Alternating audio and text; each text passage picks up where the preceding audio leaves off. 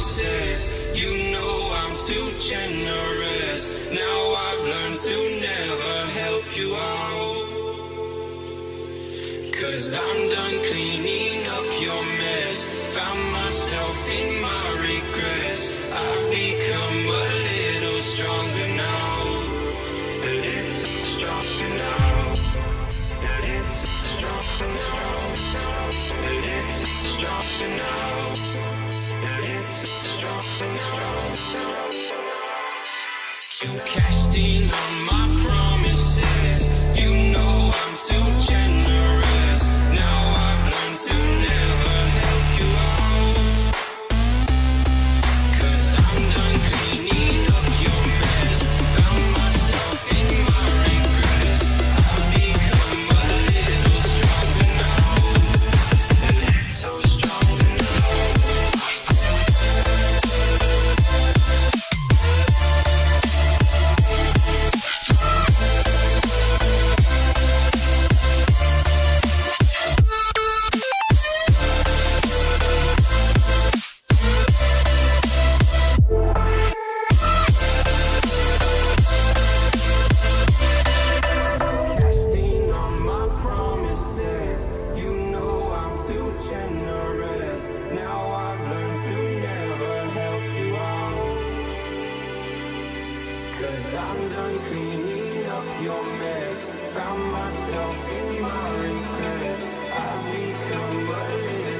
stronger now.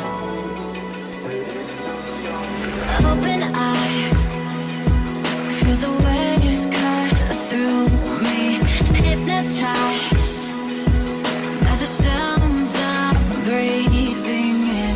Hold tight, chemicals collide. Hold tight, hold tight, hold tight. Dripping lights paint the skies, all because of you. Dripping lights paint the skies, only you can make me move. Can make me move. Can make me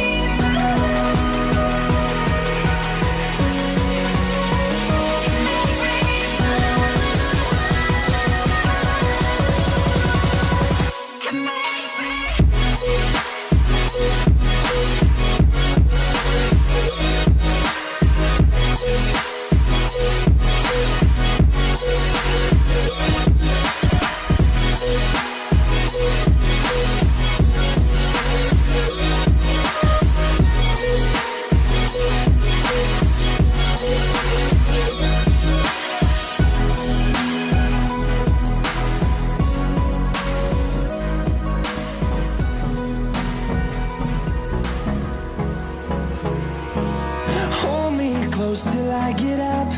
Time is barely on our side. I don't wanna waste what's left. The storms we chase are leading us, and love is all we'll ever trust.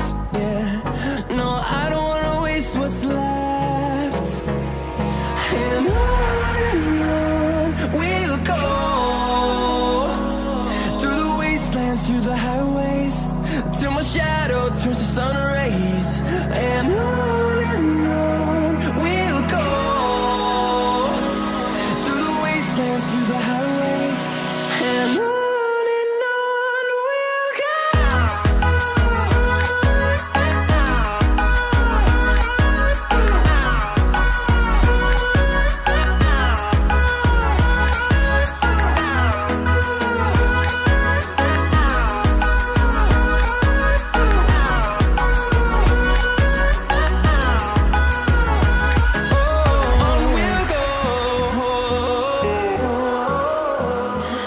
What does perfect even mean? Is there even such a thing? Ooh, can we switch up all the rules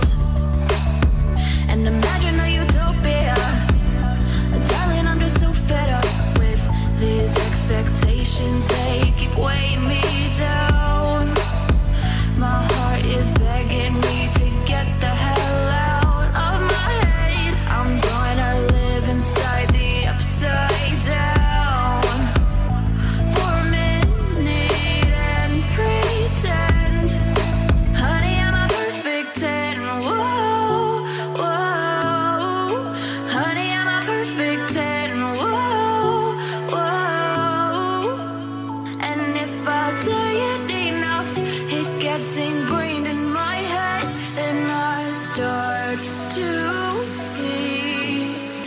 Honey, I'm a perfect 10. Honey, I'm a perfect 10. Whoa. Honey, I'm a perfect 10. Honey, I'm a, yeah.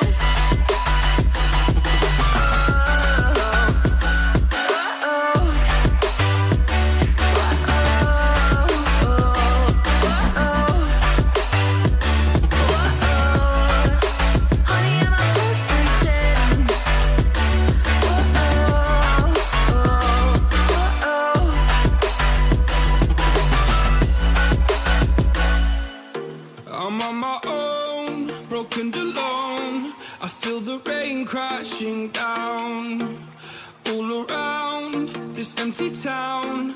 I'm searching for the lost and found, but you don't care, you're unaware. Keep moving.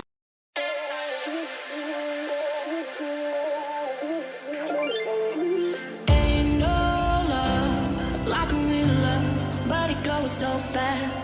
All tied up like a captive. I'm on to you. Used to pay to my life, sending no rainbows, playing it cool. I haven't felt this in ages, and I have no more patience. So won't you please stay a bit longer? You're making me stronger, making me stronger. Stay a bit longer. You're making me stronger, making me stronger. You're stronger.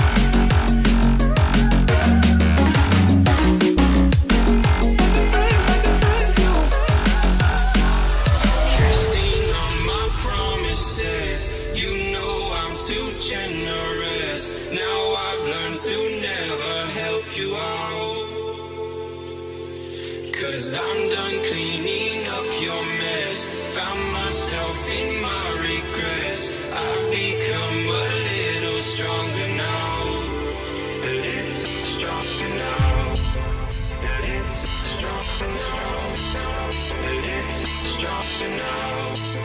A little stronger now. You cashed in on my promises. You know I'm too generous. Now I've learned to never help you out. 'Cause I'm done cleaning up your mess. Found myself in my regrets. I've become a little stronger now. A little stronger now.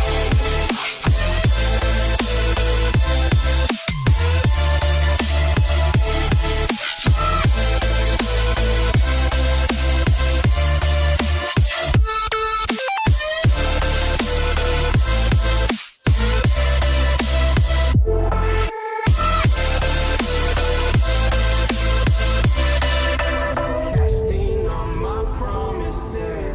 You know. Good evening, ladies and gentlemen. Welcome back to Elydris Esports 1K tournament. It's your boy STZ for the first time on the casting desk, and with me, none other than my bro will be joining, and that will be Itami. Hello, Itami. It's not been a long time, but it's our first time, or you can say our debut at this org. Yeah, absolutely. And this is going to be the first match for the night as well. And it is the BO3 already onto this 1K prize pool of Elydris tournament, of course. So this match is going to be between team Bhagwan Bharose going up against team C3 Meraki. Man, they are already onto God's will. And C3 Meraki, of course, like they have been one of the organizations that have been quite well known. And they are from Northeast, if I'm not mistaken. And Bhagwan Bharose, I think that is kind of a new team, but the players could be pretty much familiar from both of the sides, of course. And this is a BO3, and this is a qualification match for both of the sides. So it is going to be quite a lot of onto the stakes. The first team who is able to get a 2-point victory will be proceeding further onto the tournament. Meanwhile, the other team will be out.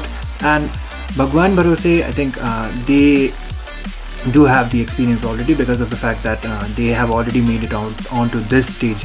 And C3 Meraki, of course, they have been one of the teams that has been quite consistent onto the tournaments, of course.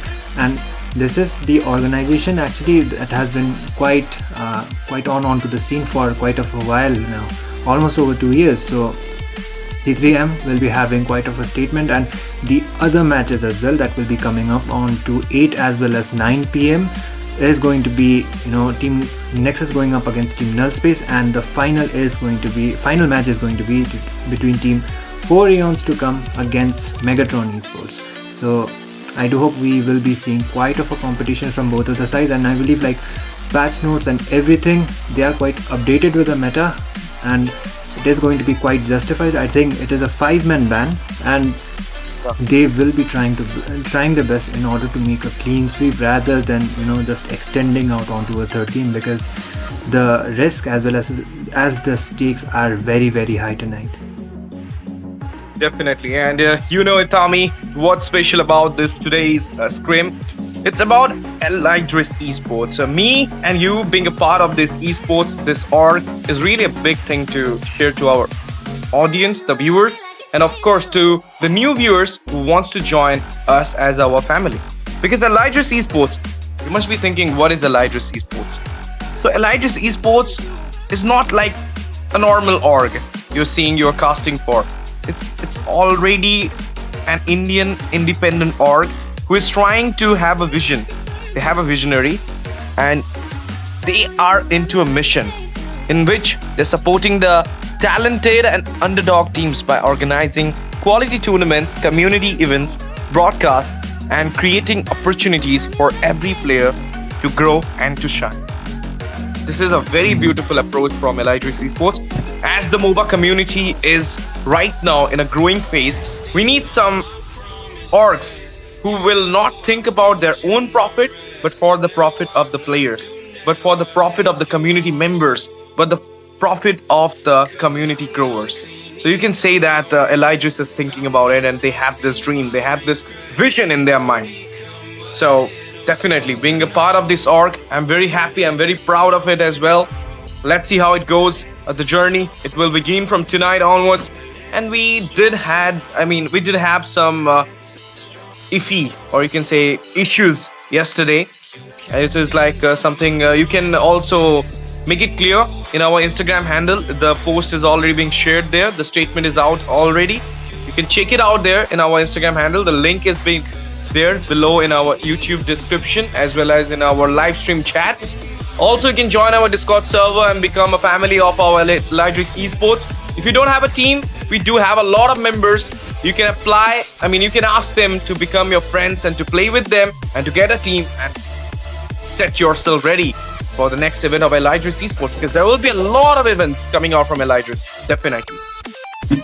Yeah, absolutely. And this is just the beginning for Elydris, of course, and they will be coming up with higher prize pools as well as better opportunities, not just for the top teams but mostly focused on to the underdogs. And they are going to be going on to the vision that they will be growing up from the grassroots itself. So this is a really good chance for the teams as well as for the players who want to improve, as well as they want to make up a statement at least onto the esports scene as well. So the org is also new, and even if you don't have any tournament experience, just register with the team. Even if you don't come up with a victory, the defeats as well will be teaching you quite something, and they will be giving you enough experience for the next time. So be consistent and the results are definitely going to be quite appreciating for your side as well. So finally, on to the first BO3. Here is the draft phase and here is the ban sections. It could be pretty much on to the meta picks, the Kaja as well as the Paquito. Whichever heroes are getting banned out, there is a high possibility that one of them are definitely going to be just left out, and Bhagwan Bharose will be trying to do the counter picks because C3 Meraki will be having the first pick advantage for this side. Indeed, the draft is on, and now the C3 Meraki is going for the first ban. You can see that onto that Hirara. And Tommy, nowadays the Hirara is so good in the jungle. So you need the snowballing effectiveness for your side and you can easily cook the game. The Hirara ban is actually coming out from C3 Meraki. Is actually a proper execution from them.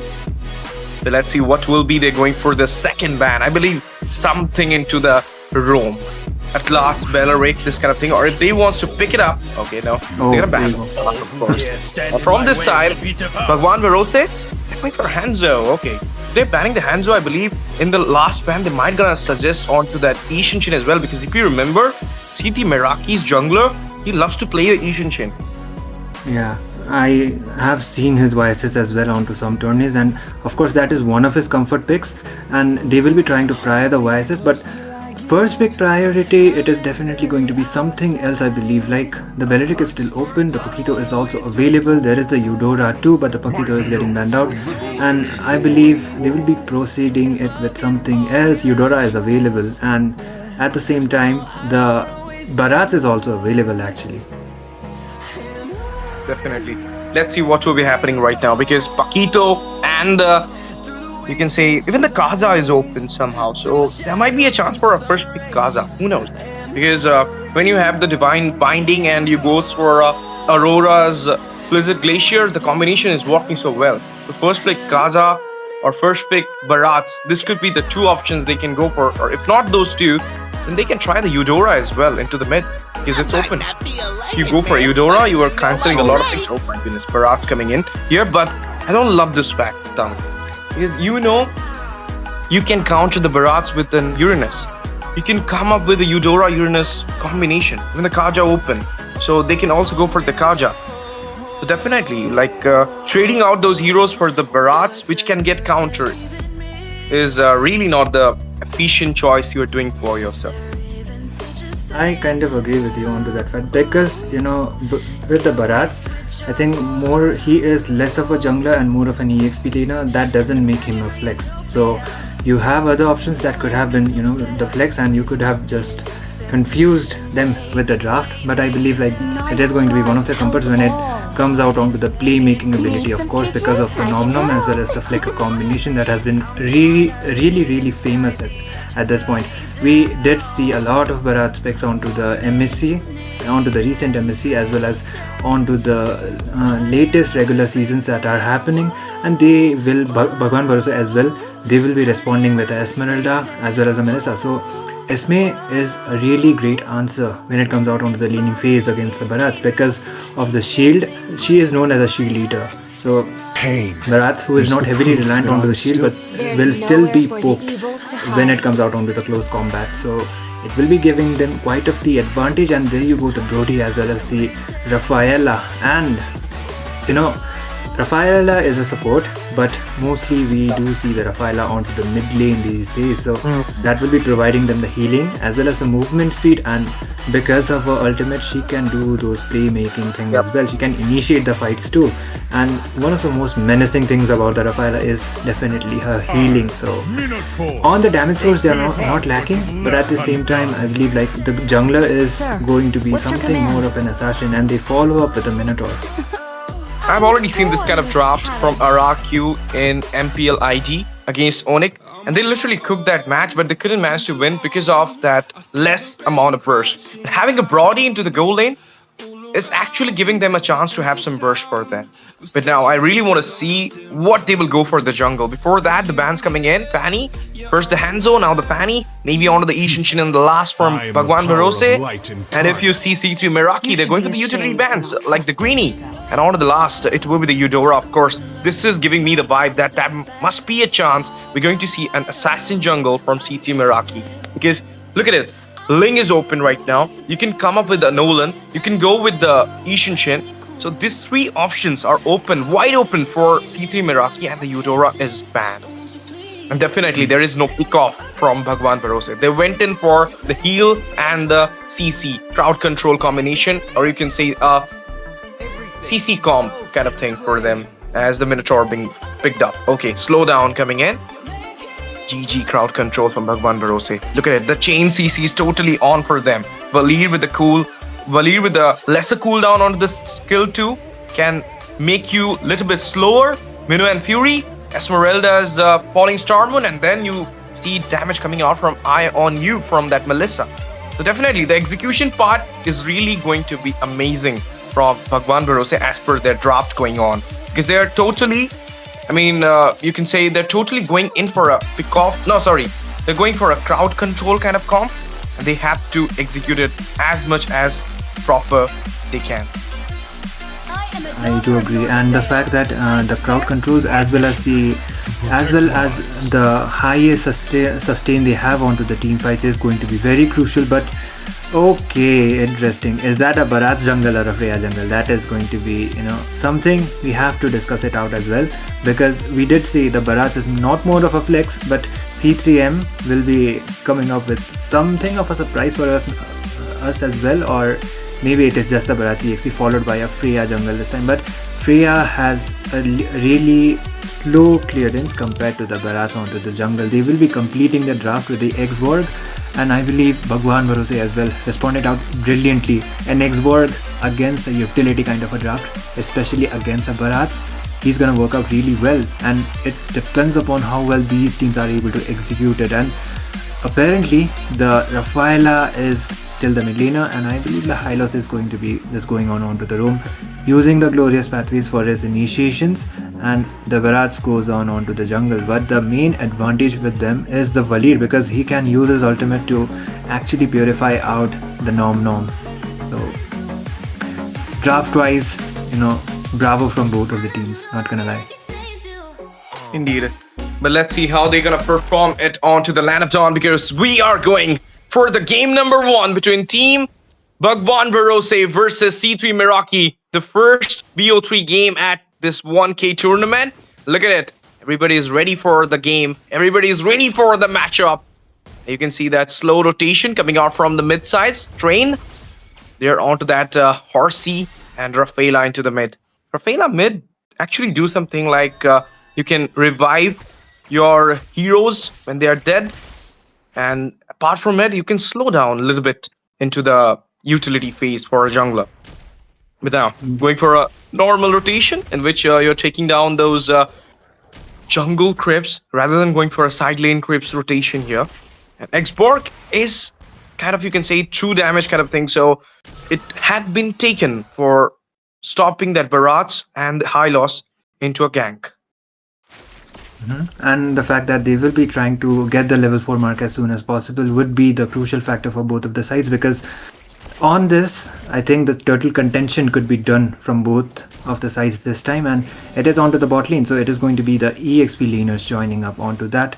But apparently, it is a Melissa against a Brody. So, on in terms of the range, Brody has the advantage, and when it comes out onto once she gets the Trinity, I believe Melissa is more of a meta at least, but still Brody has the range advantage, and if he is able to stack up and get enough stacks, then C Halbert could also work out really well onto him and use the torn apart memory combo perfectly. But there might be a fight onto the mid. Before that, they just go back. Turtle has been spawned, and both of the teams will try to contest it. Definitely. And now you can see that they're trying to go for the first turtle here, in which they might gonna take it out, but onto the top lane, a damn first, and that will be the Melissa getting the first blood. Oh my goodness, Dino coming in for that. The tune is welcome. Turtle secure from Esport. Bhagwan Bharose going back with just one turtle and one kill into their hand. Great start for them.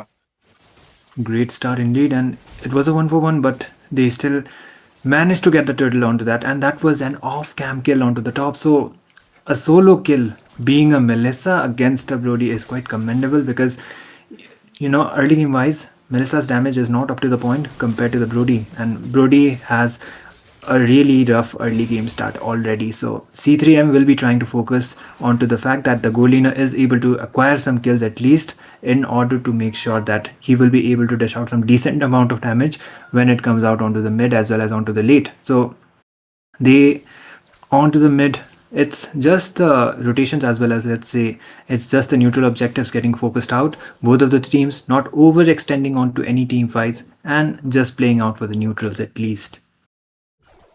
Indeed. And now onto the top side, going for the rotation here onto the Brody. He's already been taken down once, so they're trying to give some more pressure to the towards the top lane, so that the goal laner will not get enough amount of damage or enough amount of snowballing. That's what the plan is for, because their draft is kind of sulking around that backline damage dealer, or you can say backline carry. A little bit of poke coming out here. Zone from Azanil.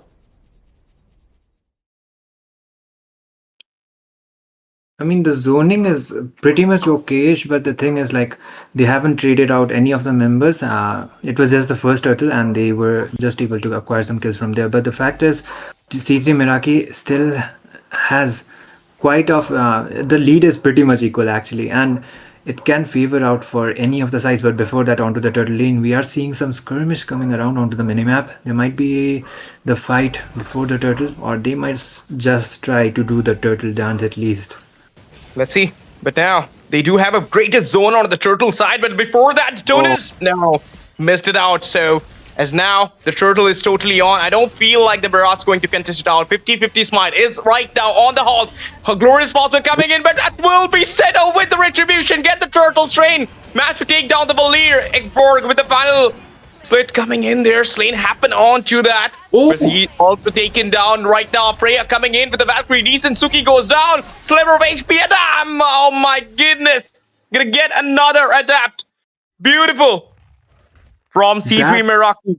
They totally equalized the score with having a lead onto the board.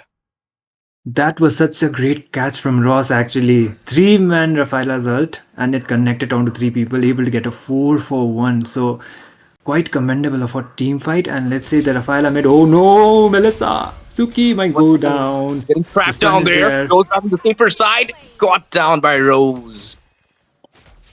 Just gets him right on time. The turtle, not the turtle, but the tower goes down as well. And it does looks like Team Bhagwan Bharose are kind of struggling when it comes out onto the mid phase of the game, because C3 Meraki, oh hatred, able to get a solo kill onto the Esmeralda, and he will be able to acquire the tower as well. So they are winning it out onto the solo matchup as well. Mignon Fury. They wait for a perfect moment, and now they are engaging again and again. Skirmish, but no. Not a bigger one for C3 Meraki here. To have a lead, they know. That's why they're right now pacing off the strategy, and zone coming out. Last Insanity might be coming in there. But before that, a lot of damage. He just... Oh my goodness. He just lost the Feraga armor before he can cast out the Last Insanity onto anybody. Item sections. And looking at the itemizations, I think like the Barats went out for the brute force first, so it will be giving him some HP as well as some higher chance to survive, especially when the Xbox tries to dive in completely onto him with the last insanity. And the fact that C3M this time has the lead as well as they have more advantage onto the neutral objectives is playing out quite of a vital role. Meanwhile, other members as well, they almost have completed their first build and they will be proceeding with further on, but okay, it's just the trade-offs. But the turtle will be uncontested, goes down onto the top. Suki once again all alone goes down, No, just like definitely. that. Nom nom. On the bot side, trying to get some trade onto it because of the Melissa getting down there. Now the last insanity popped up. That's pretty decent. Look at the damage he's giving right now. Firagar will not be Whoa, free. The whoa. Minister coming in for the follow-up. Killing spree secured. Hatred goes down as well. Azrael got the final blow there. It will be the 1-for-1 trade. But if you look at properly, it will be a 2-for-1 because the Melissa goes down first. Stun. There's the stun. Poke. Glorious Pathway comes into the way as well. Falling Star Marine used as well. But into the mid tier 1, they're giving the pressure. They might gonna take it out. And there you go. Expansion into the mid. Wow. I mean, I think the resurrection was cancelled out from Verafila because it was supposed to actually use out onto the Freya, but it was not done. So it will buy some time for the side of Team BB at least for now. But the fact is, the Lord will be up onto the next minute, and the question is, will they actually be able to contest it out this time? Because the mid lane tier has been exposed, and regardless of the fact, even if they go out with the engages, they will be providing a lot of vision onto the bot side. There might be a fight once again. They are trying to go in, but okay, it's only going to be the resources getting baited out from both of the sides. C3M not overextending and just going back, staying onto the disabilities. Let's see, it's going actually great for both these sides, but now, as I'm looking a little bit deeper, you can see C3 Meraki slowly but surely taking out the map advantage, and now they're giving the lane pressure. At the same time, they're putting some pressure onto the side of Team BB so that they cannot go for the Lord or any kind of neutral objective. And if they will occur this first Lord, there's a huge chance that they will just go in for the rush, or you can say the final rush, mid rush, whatever it is. I do agree. And Lord. the fact that they will be going out for the Lord and waiting no much more would be easier option, but at the same time the Xbox can actually clutch it out with the last insanity as well as the retribution combination. But the issue is he doesn't has his immortality yet, so the survivability is going to be very very low onto him. But the Lord is already getting contested. Freya is just going to be bursting it down at this point, and there is no contention, signs of contention coming up. And I think it is a safer option. You will be trying to at least make sure that they are not able to sing those lanes properly, because if they do, there is a high chance that you will be losing out a lot of towers as well as it will be tough for you to actually having a better chance when it comes out onto the later extended team fights. And now onto the top side, a little bit of poke coming out here once with again. Adapt going in for the damage on the structure. Might gonna receive some follow-up from the side of Team BB as well. Oh, there is a skirmish happening. Look at the damage coming out with that an eye on you from the Melissa. But for now, they need to pace off the things. They need to retaliate back. They need to wait for the Lord to march in there. Then they can go for the proper fight. Mid-tier 2. It's totally wide open for them. They're waiting for the minion whips to march in. Lord marching from the bot side. Tier 2 on the top. Crash down there. Holy Shield popped out as well. There you go. A lot of resources. A lot of big macro things are coming into the way for Team C3 Meraki. Oh, what just hatred? Just solo down there. Lord marched in. Holy Shield goes off. Tier 2 in the mid falls down as well. But hatred is the trade coming into the hand of Team BB. Losing out all those macro. Yeah, and they did lose out some of the towers, but at least their inhibitors are standing, and the fact that the Holy Shield is also up from the mid is going to be at least buying them some time, at least for now. Because if the Holy Shield was also lost, then there was high chance of Team C3 Meraki to actually not contest out for the Lord next time, and they could have been just going out for the end once the Minoan Fury as well as most of the resources were baited out. So I think right now they might not just try to take out any fights unless Team BB does, and they just decided to retreat it out. And C3 Meraki, they're just playing it out with the discipline and adapt. I think his itemizations are mostly done. The Trinity should be done at this point, and it's already 12th minute onto the mark. So they should be able to just capitalize onto it. And when it comes out onto the later fights, and there you go, Sky Piercer onto him. I think he doesn't has much stacks, but something is better than nothing. And the Brody is known for last hitting. So Melissa as well, actually. She has already completed her Trinity. So survivability wise, it's going to be higher, but the goal lead is very massive. I was hoping for a crit build from the Melissa, not a Trinity. Yeah, could have been the case, but Windstalker kind of thing. yeah, it would have been actually working out when it comes out onto the tanky heroes like the Barats.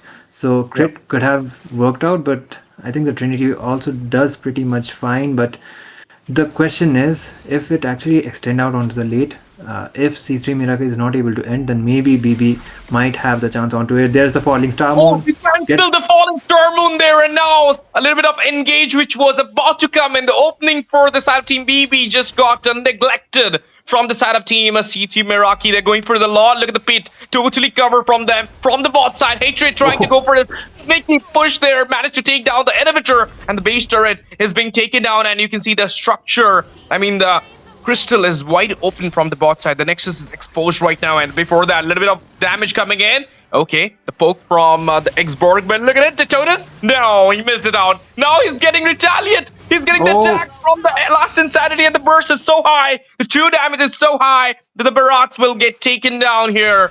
They have to go for a 4v5. Oh no, that's what you go for. Holy baptism from the Rafaela. Sooner you get the hero back into the track with that respawn train coming in there. Now, look at it. Glorious pathway once again, forced out there. Goes back on the C4 side. Looking for the Lord to march into the bot side. They are kind of wasting the resources, but they know the Lord has to cover up a big area, big laning. So definitely we'll get back our resources, and at the time the Lord march inside the crystal. But now, acquiring the tiers. Let's see what will be happening in front. The thing is, like, from the bot it's completely exposed, so they should be able to at least get 1 or 2 towers onto here, and if it is a potential wipeout, then it could be favorable for the side of Team C3 Meraki. But there is a really good defense coming up from the side of Team BB as well, and they are able to do it. But there's the stun, there's the fight. Okay, the Paraga armor goes off now. Falling Star Moon coming into the way as well. Firm Member is getting the split damage, but look at the Minion Fury comes in. Immortality pushed out as well, and that falls down first. Suki get the kill there. Goes back in the safer side. Managed to take down another one, and will be clearing down the minions with a proper defense coming out from Team BB. They will extend the match for the next Lord. Amazing, man. That defense was something else, to be honest, because C3M had the Lord, the lane sync was also there, but the thing was the overextension that came up from the side of C3M right now. Not able to get at least the top as well as the mid inhibitor tower, and the fact that the Melissa is almost able to catch up onto the farm that the Brody has as well is going to be very, very problematic once she is actually onto the full build. But Adapt has over 10k gold onto his hands, so he can make the most of it. But the only issue I think for him is going to be he doesn't have enough stacks onto the Sky Piercer. So if kill acquiring wise, the Adapt had more kills, then there could have been more of a chance that if he was able to actually land up most of his combinations, then the kill count would have been increased as well. But never mind onto all of that once again, because the Lord, this is going to be the third Lord, and I believe this time Team BB might be able to join up onto the Lord fight, and if they are able to do so, then the situation could be changing. But speaking of which, Team BB are not able to get even a single tower as of far onto this game. So you need a very good wipeout, as well as you need to make sure the death timers are really, really, really high. Okay, another Lord back into the track. They're going for the pit to contest it out. Are we going to see a 50-50 smite? There is only one 50-50 smite event happen in this whole game during the second turtle, and it had been won by the Bharat. So are you ready for it? Are you going to gamble it up? Because from the bot side, look at Hatred. He's going for the split push again. You have to give one member at least for the bot side to guard it down because you have already exposed your Nexus into Hatred. that side.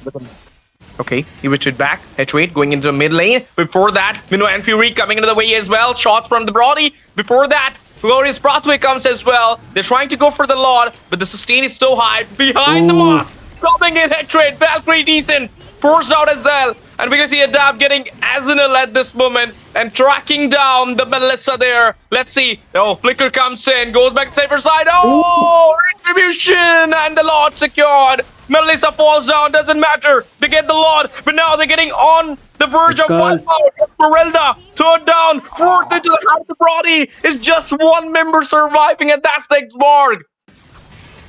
He doesn't have his immortality yet. He might just fall down as well. 4 for 1 uses the last insanity. Might try to clear it out. He might not be able to do so because that is a complete dive. Adapt gets the killing spree, and just like that, Crystal is wide open and C3 Meraki will be able to get the game number 1. Despite of the Lord going out for the side of Team BB, C3 Meraki gets the first game. GG. Like, you started it for your side, you did the first blood, you get the turtle, but then what happened? You get the Lord as well for a 50-50 smite. Well played, Xborg, but then the fight breaks out, and Team C3 Meraki, they did not show any kind of mercy onto any of the member of BB here.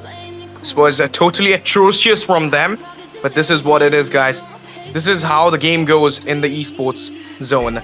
A win for C3 Meraki to secure the spot of, you can say, the series leader. Or they're leading the series, of course, with a pointer.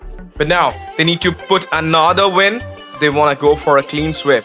They want to finish the story with just 2 games. Have to wait for it, but what do you think? What goes wrong for Team BB in this game? Is that the Xborg jungle? Or is that going for a Valir into the mid? They could have tried Zatian or something highly bursting mage. What do you think? I think Jushin was also available. So Jushin could have also been a great option, but I think it depends upon their team composition as well as the synergy. So maybe Xkull, he has more mastery onto the Valir, that is why he decided to rely onto it. But onto this game, I think the Valir was actually not able to do much like he was supposed to do, and at the same time Ross was constantly providing the healings as well as the resurrection, man. Like, that resurrection is one of the things. If it actually gets cancelled out, then it is onto your luck, but if it actually doesn't, then it is just a matter of time that the member that has just fallen down, even after a shutdown, he will be back onto the scene before even you know it. So Rafaela, very situational pick, but works out very, very well, and Ross will be able to get the MVP for the first match as well. But for the side of Team BB, I think the draft was pretty much very good, to be honest, because against the Bharats, Xborg was a very good response, but the fact was onto the execution as well as when it came out onto the zoning and the neutral objectives, they were not able to seal the deal, and that is what exactly happened. Onto the last fight as well, they decided to gamble it up all onto the Lord. They did got the Lord, but at what cost? Losing 4 of the members. It was just the jungler available, and it was just a matter of time that the jungler will be falling off as well, and C3M will be getting the first game. But regardless of everything, I think Team BB as well has gained out some experience onto this, and hopefully they will be coming up with more improvements onto the second game, or maybe even forcing up a third game, who knows. Definitely. But now, talking about Elydris Esports, who are hosting this event, the 1K's tournament. What's their plan for the future? That's the question coming into the mind of our viewers. Must be coming in. I have to describe it. Their journey has only just begun, so they're working towards bigger prize pool tournaments, community leagues and championships, professional live broadcast, content creation and player interviews, sponsorship collaboration, offline LAN events in the future, more opportunities for every team to compete and sign, of course. These are the future vision, you can say visionary vision, whatever you call it, is from Elydris Esports for their future events. They're trying to build the community as strong as they can. And they need your support, guys.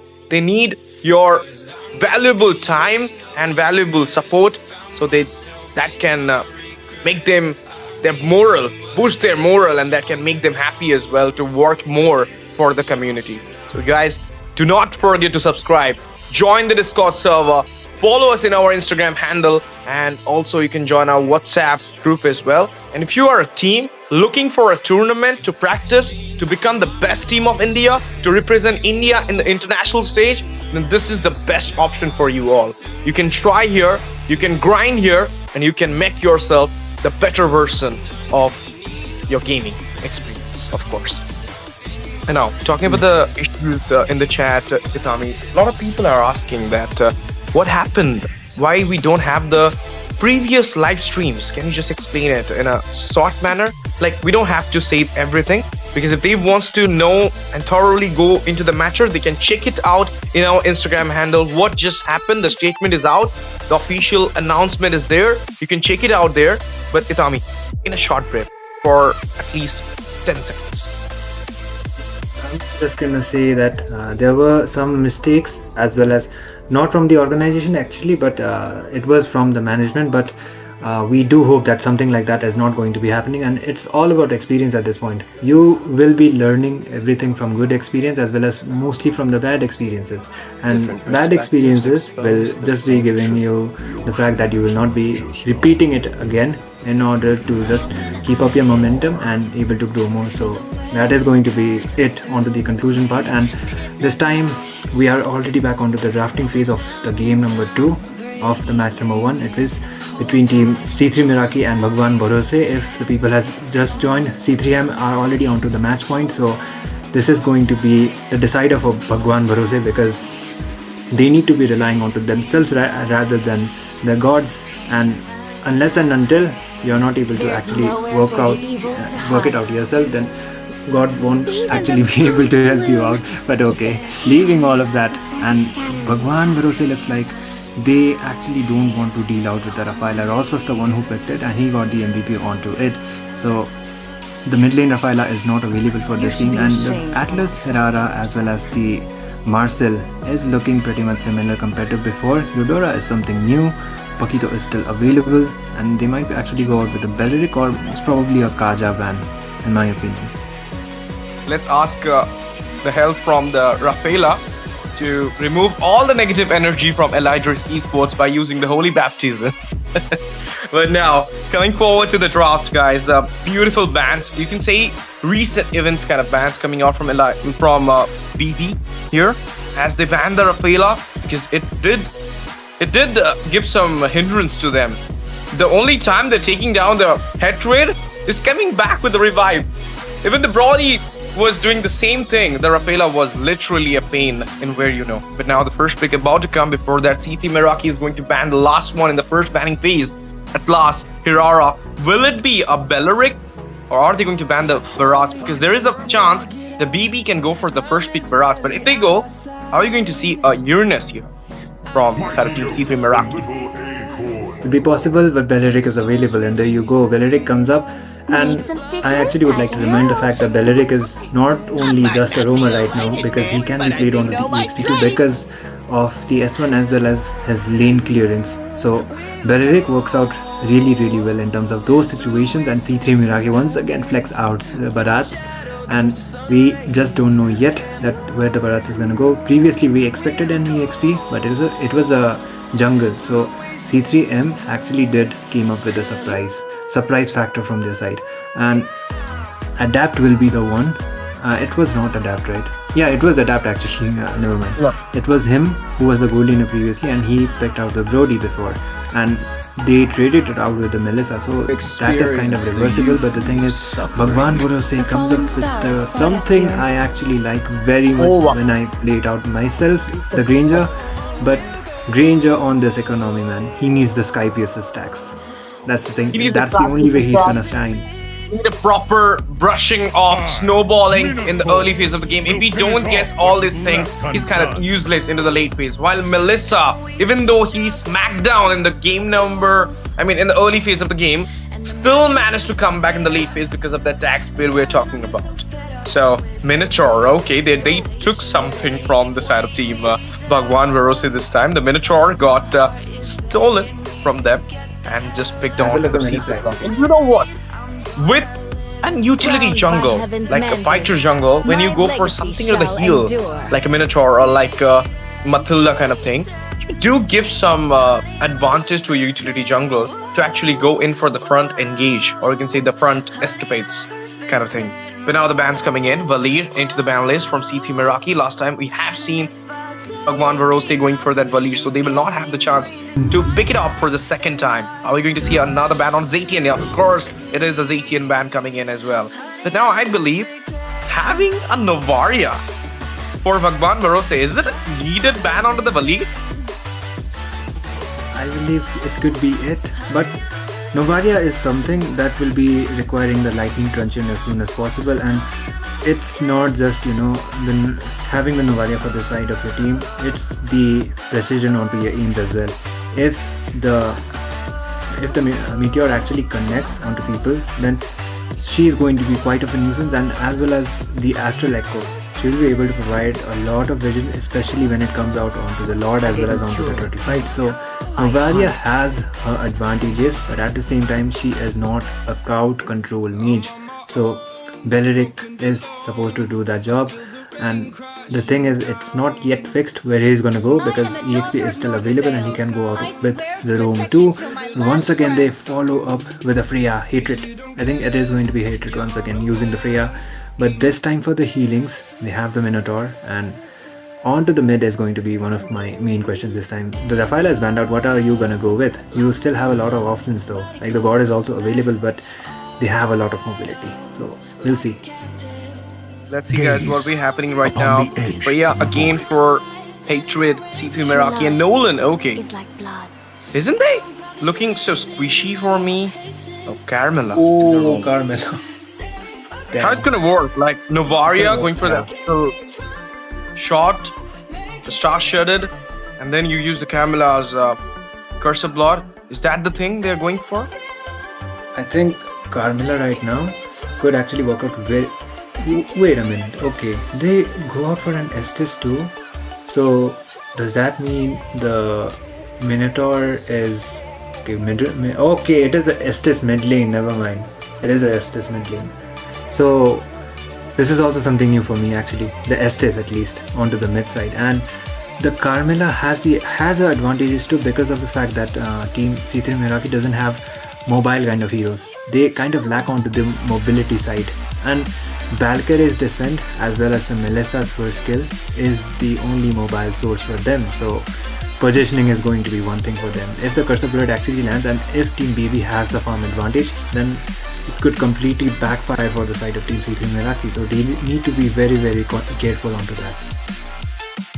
Definitely. The set is completed from both these sides, and now we'll be heading forward to the game number 2. A do-or-die set for Bhagwan Varose. A winning match point game for Team C3 Meraki. If they wins, they will close the shutter down.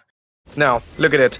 Starting it with Azinal, going in for the follow-up, so that side creep will be taken down as fast as possible for Ton from Dao. And now, you can talk about that. If survivability wise we rate someone, it is more like Team C3 Meraki at this moment, having a Minotaur, and then they went in for the Estes, a lot of heal. So definitely it's just that Melissa which should be taken care of. If it happens, then you're kind of winning the game, because look at it, like other than the Melissa and the Freya, nobody's there for the damage, and the Freya can be counter down there by the Beleric. So Melissa is the only option they will use in the late phase of the game. Shut down the Melissa from the very beginning of the game. Don't give him the proper snowballing, and you might gonna win it because you do have a Granger. Yeah, and to sum it up onto very short summary, I would say C3M has a team fight reliant draft. They are heavily reliant onto team fights, and Team BB has a 1v1 kind of scenario, kind of a draft, and they will be winning it out when it comes out onto the 1v1. So sticking together is very important for the side of Team C3 Meraki, because they have two healers for their side. It's not just the Minotaur, but they have the Estes too. So the mid lane prio could also be done by him because of his S2. The slowdowns is definitely going to be there, but Team BB has a lot of mobility for their side as well. So catching them up is going to be tough, but onto the top already. Okay, he is able to escape somehow, but it will be buying them some time. C3 Meraki able to get the turtle, should be able to get the turtle uncontested. They went in for the trade of the Melissa, but now the turtle easily being secured from the side of Team C3 Meraki, but they're trying to slash that tier out. Hatred going in for the follow-up. Look at the damage coming onto the Minotaur with that Rhapsody from the Granger. But now Freya comes in, little bit of poke, goes back on the safer side. We're going to see the Melissa on Eye on you being used as well, splitting the damage onto the two people.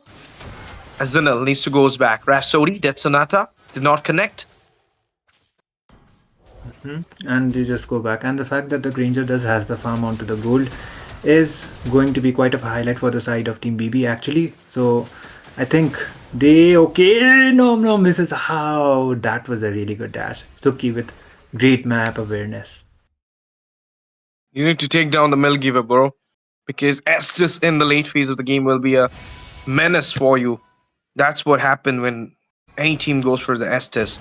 C3 Meraki actually cooking a new drop for me, like not the Rafaela in the mid, but the Estes into the mid. And you know Estes does have a buff in this patch. Nobody's used. Whoa. Middle and Fury flicker. Baited goes back on the safer side. That's what needed. What was that? Actually, Strain gets baited out onto the Minnow and Fury. That's the heal coming onto the Minnow. I mean, Minnow does have a heal on the second skill, and he is getting more heal from the Estes. Yeah, that's the thing. Like, in terms of the healing factor, they are definitely not going to be lacking. But I think they need to buy the anti-heal as soon as possible for the side of Team BB, because I think the Novaria, before even the Lightning Truncheon, you will be requiring the Glowing Wand actually. And for this, it is the Sea Halberd, but onto the mid, there might be some skirmish coming around. Hatred is able to just clear out the lanes without any problem. And they just go back, and I think the turtle will be contested from both of the sides, or maybe Team BB will not risk it out. Okay, before that, on the bot side, Hatred is getting a little bit of poke from the Balearic. But look at the lane cutting coming in there as well. Now, Astral Echo used as well. They gave a little bit of vision towards the side of Team BB here. Turtle is going on. A little bit of poke onto it. We're going to see that heal coming out from the Estes as well. They need some timing for them. Okay, goes back. Safer zone, Hatred. Turtle. Still not contested from any of the side. The dance has not been started yet. Okay, Parat's going in first. Picking out a little bit of damage on that turtle. Am I going to see a 50-50 smite from the side of Team BB? But look at the zone coming in there. Nolan goes back on the safer side. He got traded out there, but Wrath of Dryad, Hatred caught it in the way. And that will be the first blood of the game with the second turtle going into the hand of C3 Meraki. Trying to go in for the trap down. Oh my goodness, the way he dodged it out.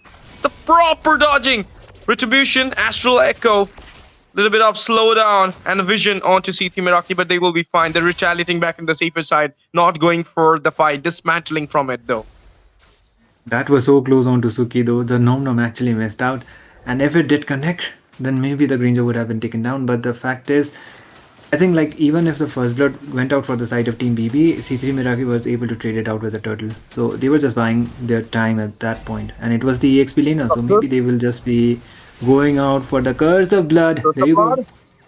Okay, gonna go in for the fight, but Curse of Blood not gonna work. Middle and Fury of the two people not gonna happen there, but the follow-up is not so good. It's the Melissa only for the damage deal. Look at the damage coming out with the eye on you for them. Go Wowie being used as well from the behind. That will be the damage coming out from the Barrage. As the Granger falls down, Azunil goes down as well. That will be a trade on the Barrage, but a double ticket onto the Balearic as well. A 3 down with just 1 casualties getting secured from C3 Meraki. Team BB in a very bad situation at this moment, and structure falling down from the bot side as well. This is a win-win situation for C3 Meraki in a match point like game. Yeah, absolutely. And the fact that they were able to trade it off with the tier as well onto the bot is going to be very much advantageous for their side. And they actually are onto a pinch that Team BB are actually onto the pinch that they might not be able to contest out for even their buffs later on. And onto the early game source, you know, C3 Meraki, because of the healings, man, they don't have something that actually does the true damage from the side of Team BB, at least for now. Oh my god, Hatred able to get the kill just like that. And the turret as well. So you are Oh, going again? so deep. Okay, they're extending the fight. Wrath of Droid being used as well. Eye on the two people, splitting out the damage from the behind. Look at the heal coming out from the Estes as well. Oh my goodness. This game is a brawl, a real brawl, a matchup for both these sides. And you know what? There is a lack of damage dealers, and that's why it's not having a proper finish. It's a battle of sustain at this point. And C3 Meraki, when it comes out onto the extended as well as the team fights, they are able to have the advantage because of the fact that they have two of the healers. You know, even if the Minotaur skills are baited, the Estes is available there in order to just heal them out. And looking at the itemizations and everything, Granger is not able to capitalize as much as the Melissa. There's a stun onto Strain, just goes back right on time. There was the stun, but the problem was there was no follow-up, and the healing is being very problematic for the side of Team BB because even if they are left on to low HP, the heals are just coming up, and I think SS has already completed his flask of the Oasis, and that is just additional healings coming up from him. Hatred is in a different angle this time. He's not joining the team fights. He's more onto the tick structure. What just happened onto Adapt? Trapped down there. Ranger got the final kill. Suki, but what just happened on the bot side? Hatred traded it out with a zone 2 tier. This is actually bigger trade for C3 Meraki. Even though the Melissa goes down, doesn't matter. They got a tier on the bot. That will expand more map towards the bot side. And if the Lord surprisingly coming, no, it's onto the top side. So yeah, it's not a big deal, but still, you know, structure advantage, macro is really a needed thing for game to get win.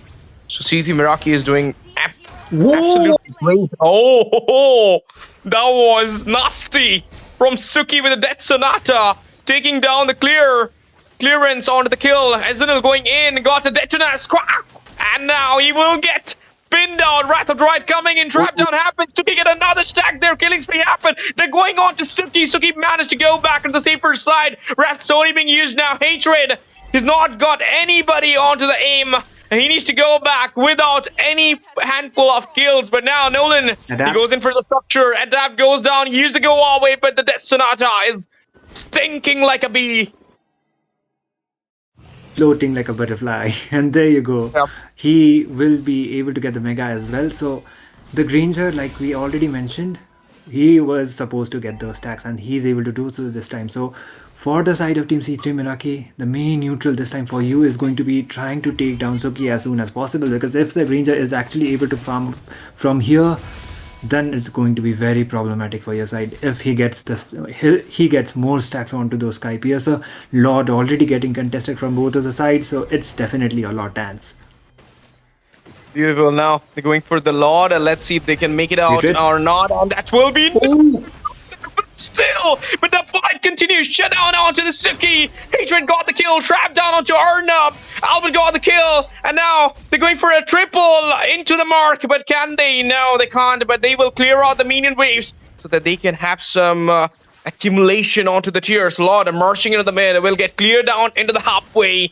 But now, it's the thing, Pitami. They're trying, they're getting iffy, but at the same moment, they're getting down because of the heal coming out from Istis. The finish is not so easy to be done, having an Istis and a Minotaur on the opponent's side.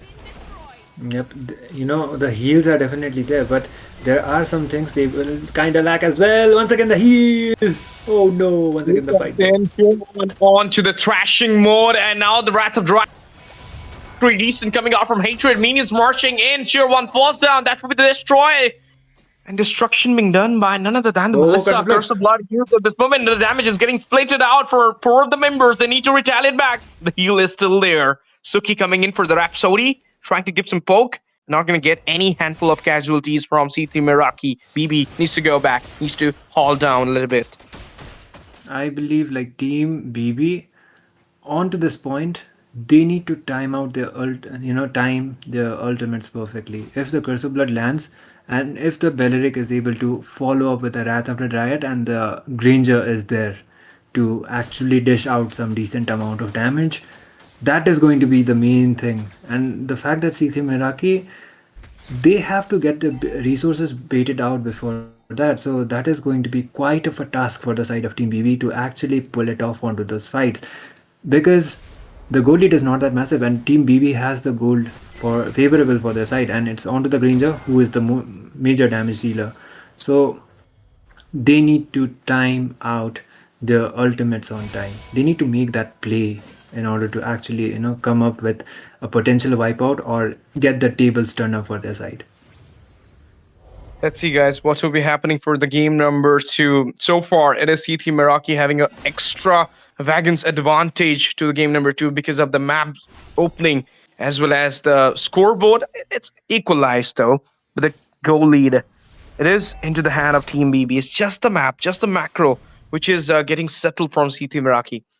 Apart from 3 turtles, they did not give any towards the way of BB, but BB managed to snatch it out from their hand, that first lord. Now the second lord is about to march in to the Land of Dawn. Let's see who will be grabbing it up. Another 50-50 smite, another contest, or are we going to see a solo uncontested lord? Before that, Hatred trying to give some pressure on the bot side. Police is not being there. Fight being taken out. We're going for the trap down. Oh, beautiful position though. Look at the damage coming out from Suki there, but Adapt gonna make it through. And Minu got the final blow to Suki, and now they're trapping down Arnav as well. Arnav trying to go back. Skull goes down. Arnav inch of health might get taken out, might get cleared out, and there you go. Seda got the kill there. This will be a 3-for-none trade coming into the hand of Team C3 Meraki before the Lord, and now, as you expected, a freebie Lord coming for the side of Team C3 Meraki. Able to get it uncontested, and they will be able to get the 3-for-none as well. So that's a huge blow for the side of Team BB.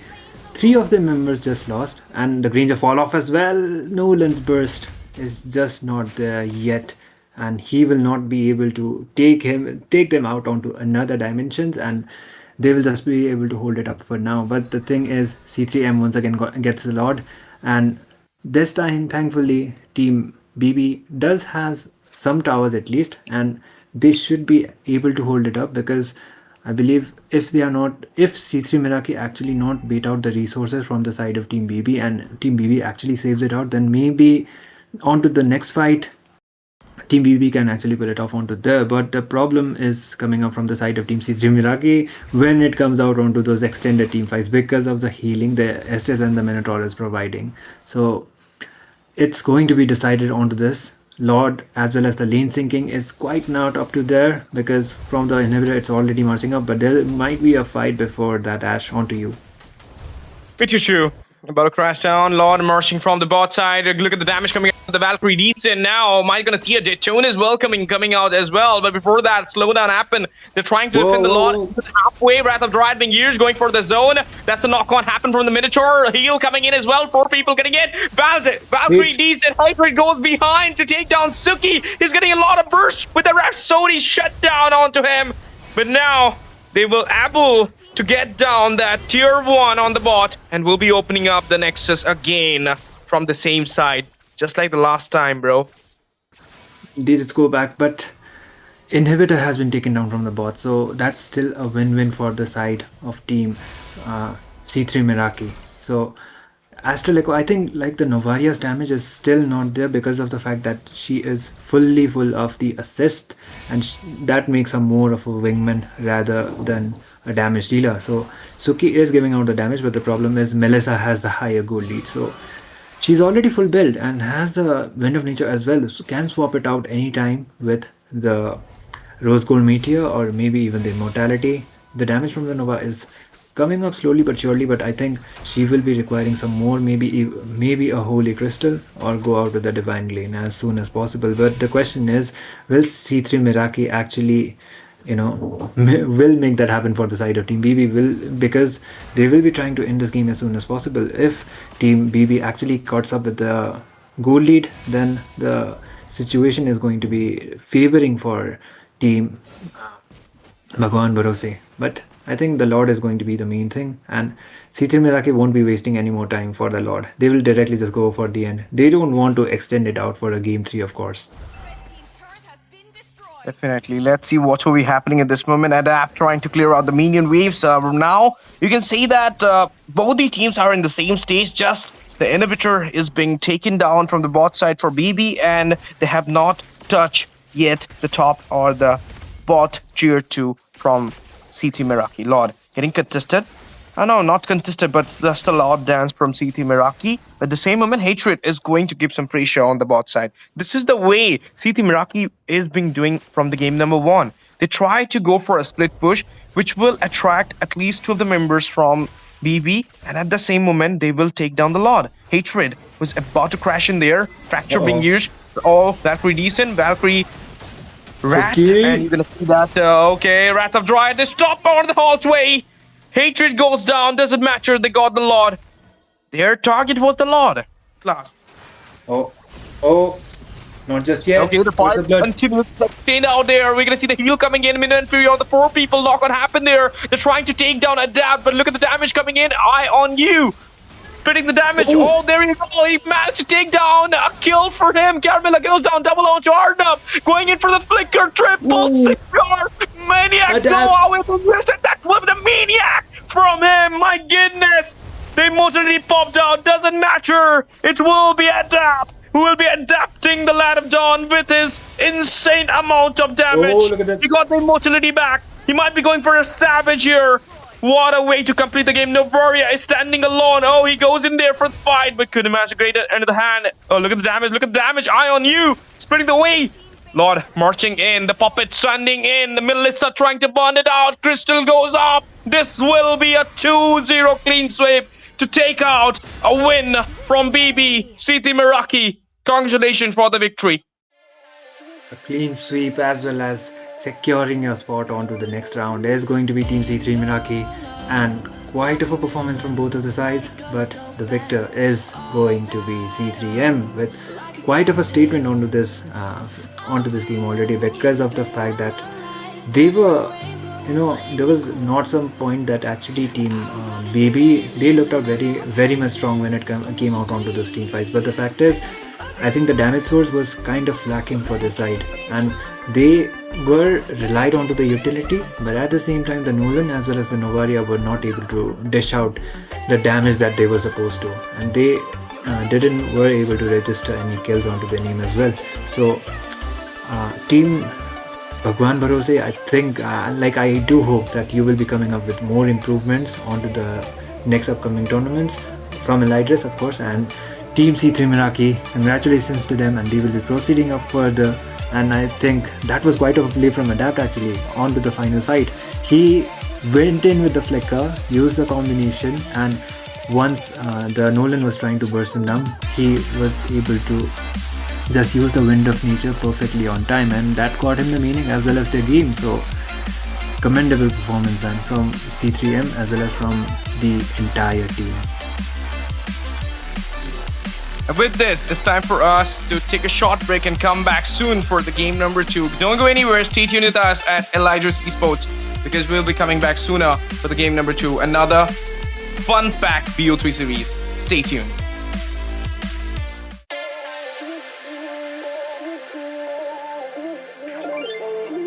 Ain't no love like a real love, but it goes so fast.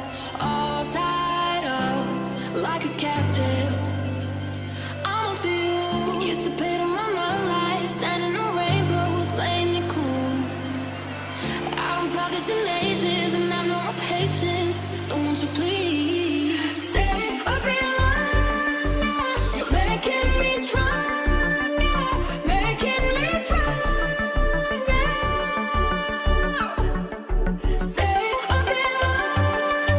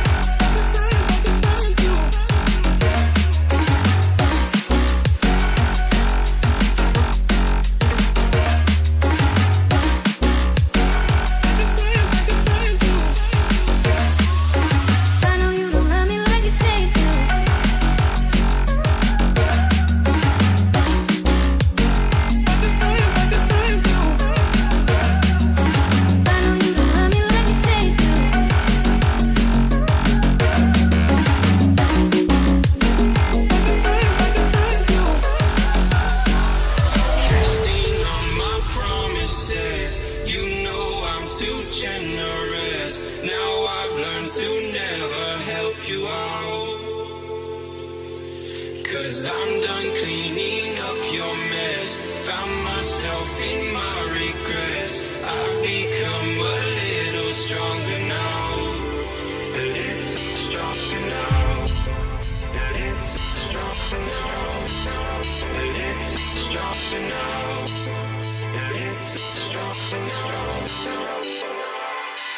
You cashed in on my promises. You know I'm too generous. Now I've learned to never help you out.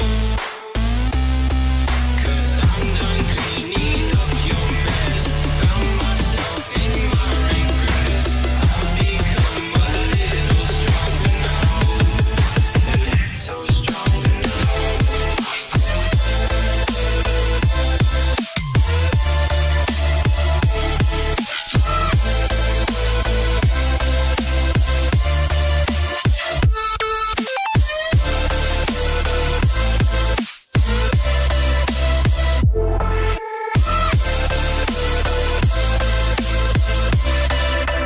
Casting on my promises. You know I'm too generous. Now I've learned to never help you out. 'Cause I'm done cleaning up your mess. Found myself in my regrets. I've become a little stronger now. A little stronger now. Open eye, feel the waves cut through me. Hypnotized by the sounds I'm breathing in. Hold tight, chemicals collide. Hold tight, hold tight, hold tight. Dripping lights paint the skies, all because of you. Dripping lights paint the skies, only you can make me move. Can make me move. Can make me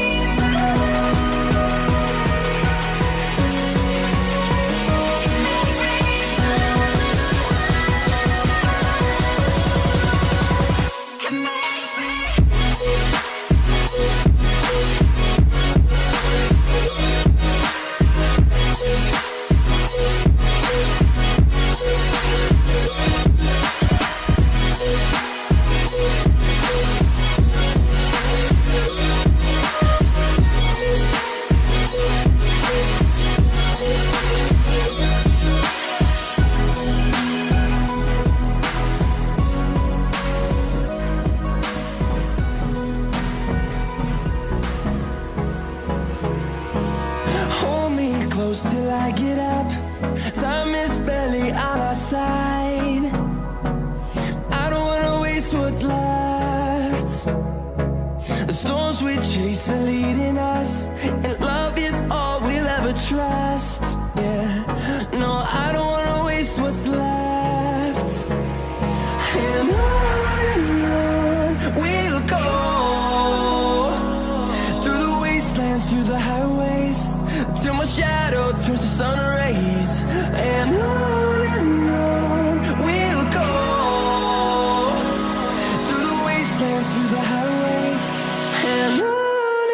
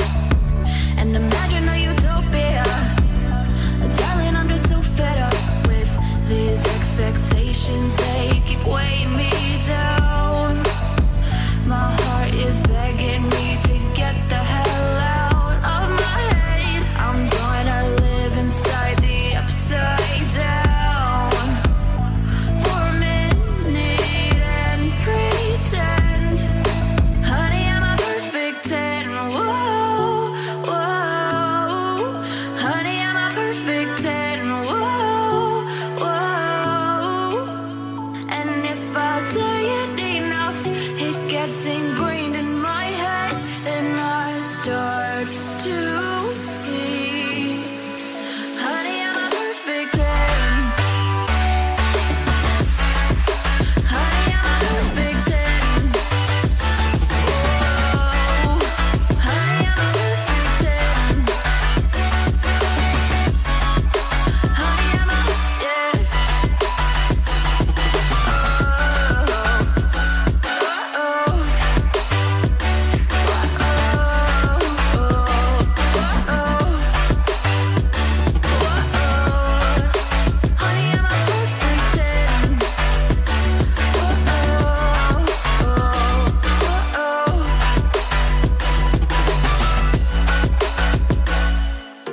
I'm on my own, broken and alone. I feel the rain crashing down all around this empty town. I'm searching for the lost and found, but you don't care, you're unaware. Keep moving.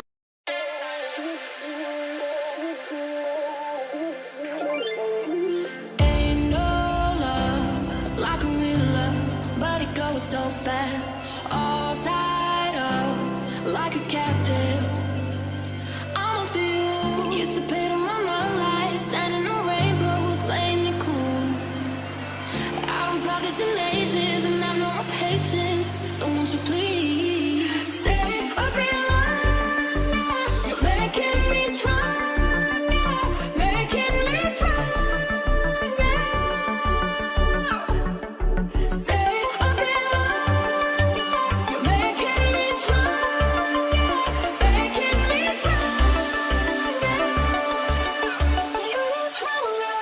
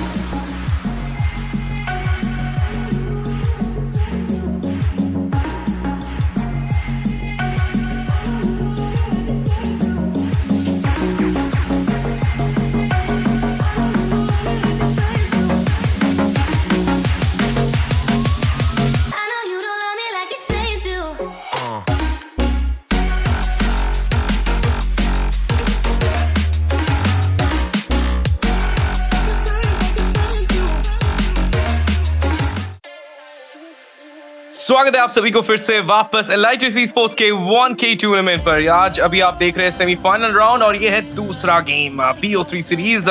Fun packed और आप बोल सकते हो thrill packed भी, क्योंकि हमने पहला match देखा किस तरीके से C3 मेराकी ने उस मैच को एक मतलब डोमिनेशन के साथ खत्म किया। With a clean sweep they managed to take on the game and they managed to win the game. Now Nexus versus Not Space is going to start and letting you know that कि Nexus versus Not Space का जो पहला match है वो हो चुका है, क्योंकि उन्हें एक्चुअली कहीं पे किसी और जगह खेलना है, तो वो टाइम से पहले चाहते थे उनका गेम हो, लेकिन एज पर the game number 1 was going on so we can't simultaneously stream out 2 of the games, तो इसीलिए हमें उनका गेम जो है अलग से करना पड़ा। By the way casting desk पे मेरे साथ इतामी थे, बट अभी जुड़ेंगे मेरे भाई शिंद्रा भाई, और आप मतलब आपको पता चल चुका होगा क्योंकि मैं हिंदी में बात कर रहा हूँ, तो obviously there will be someone from the Hindi casting desk, and this is none other than Shinra Chao with us. Hello Shinra bhai.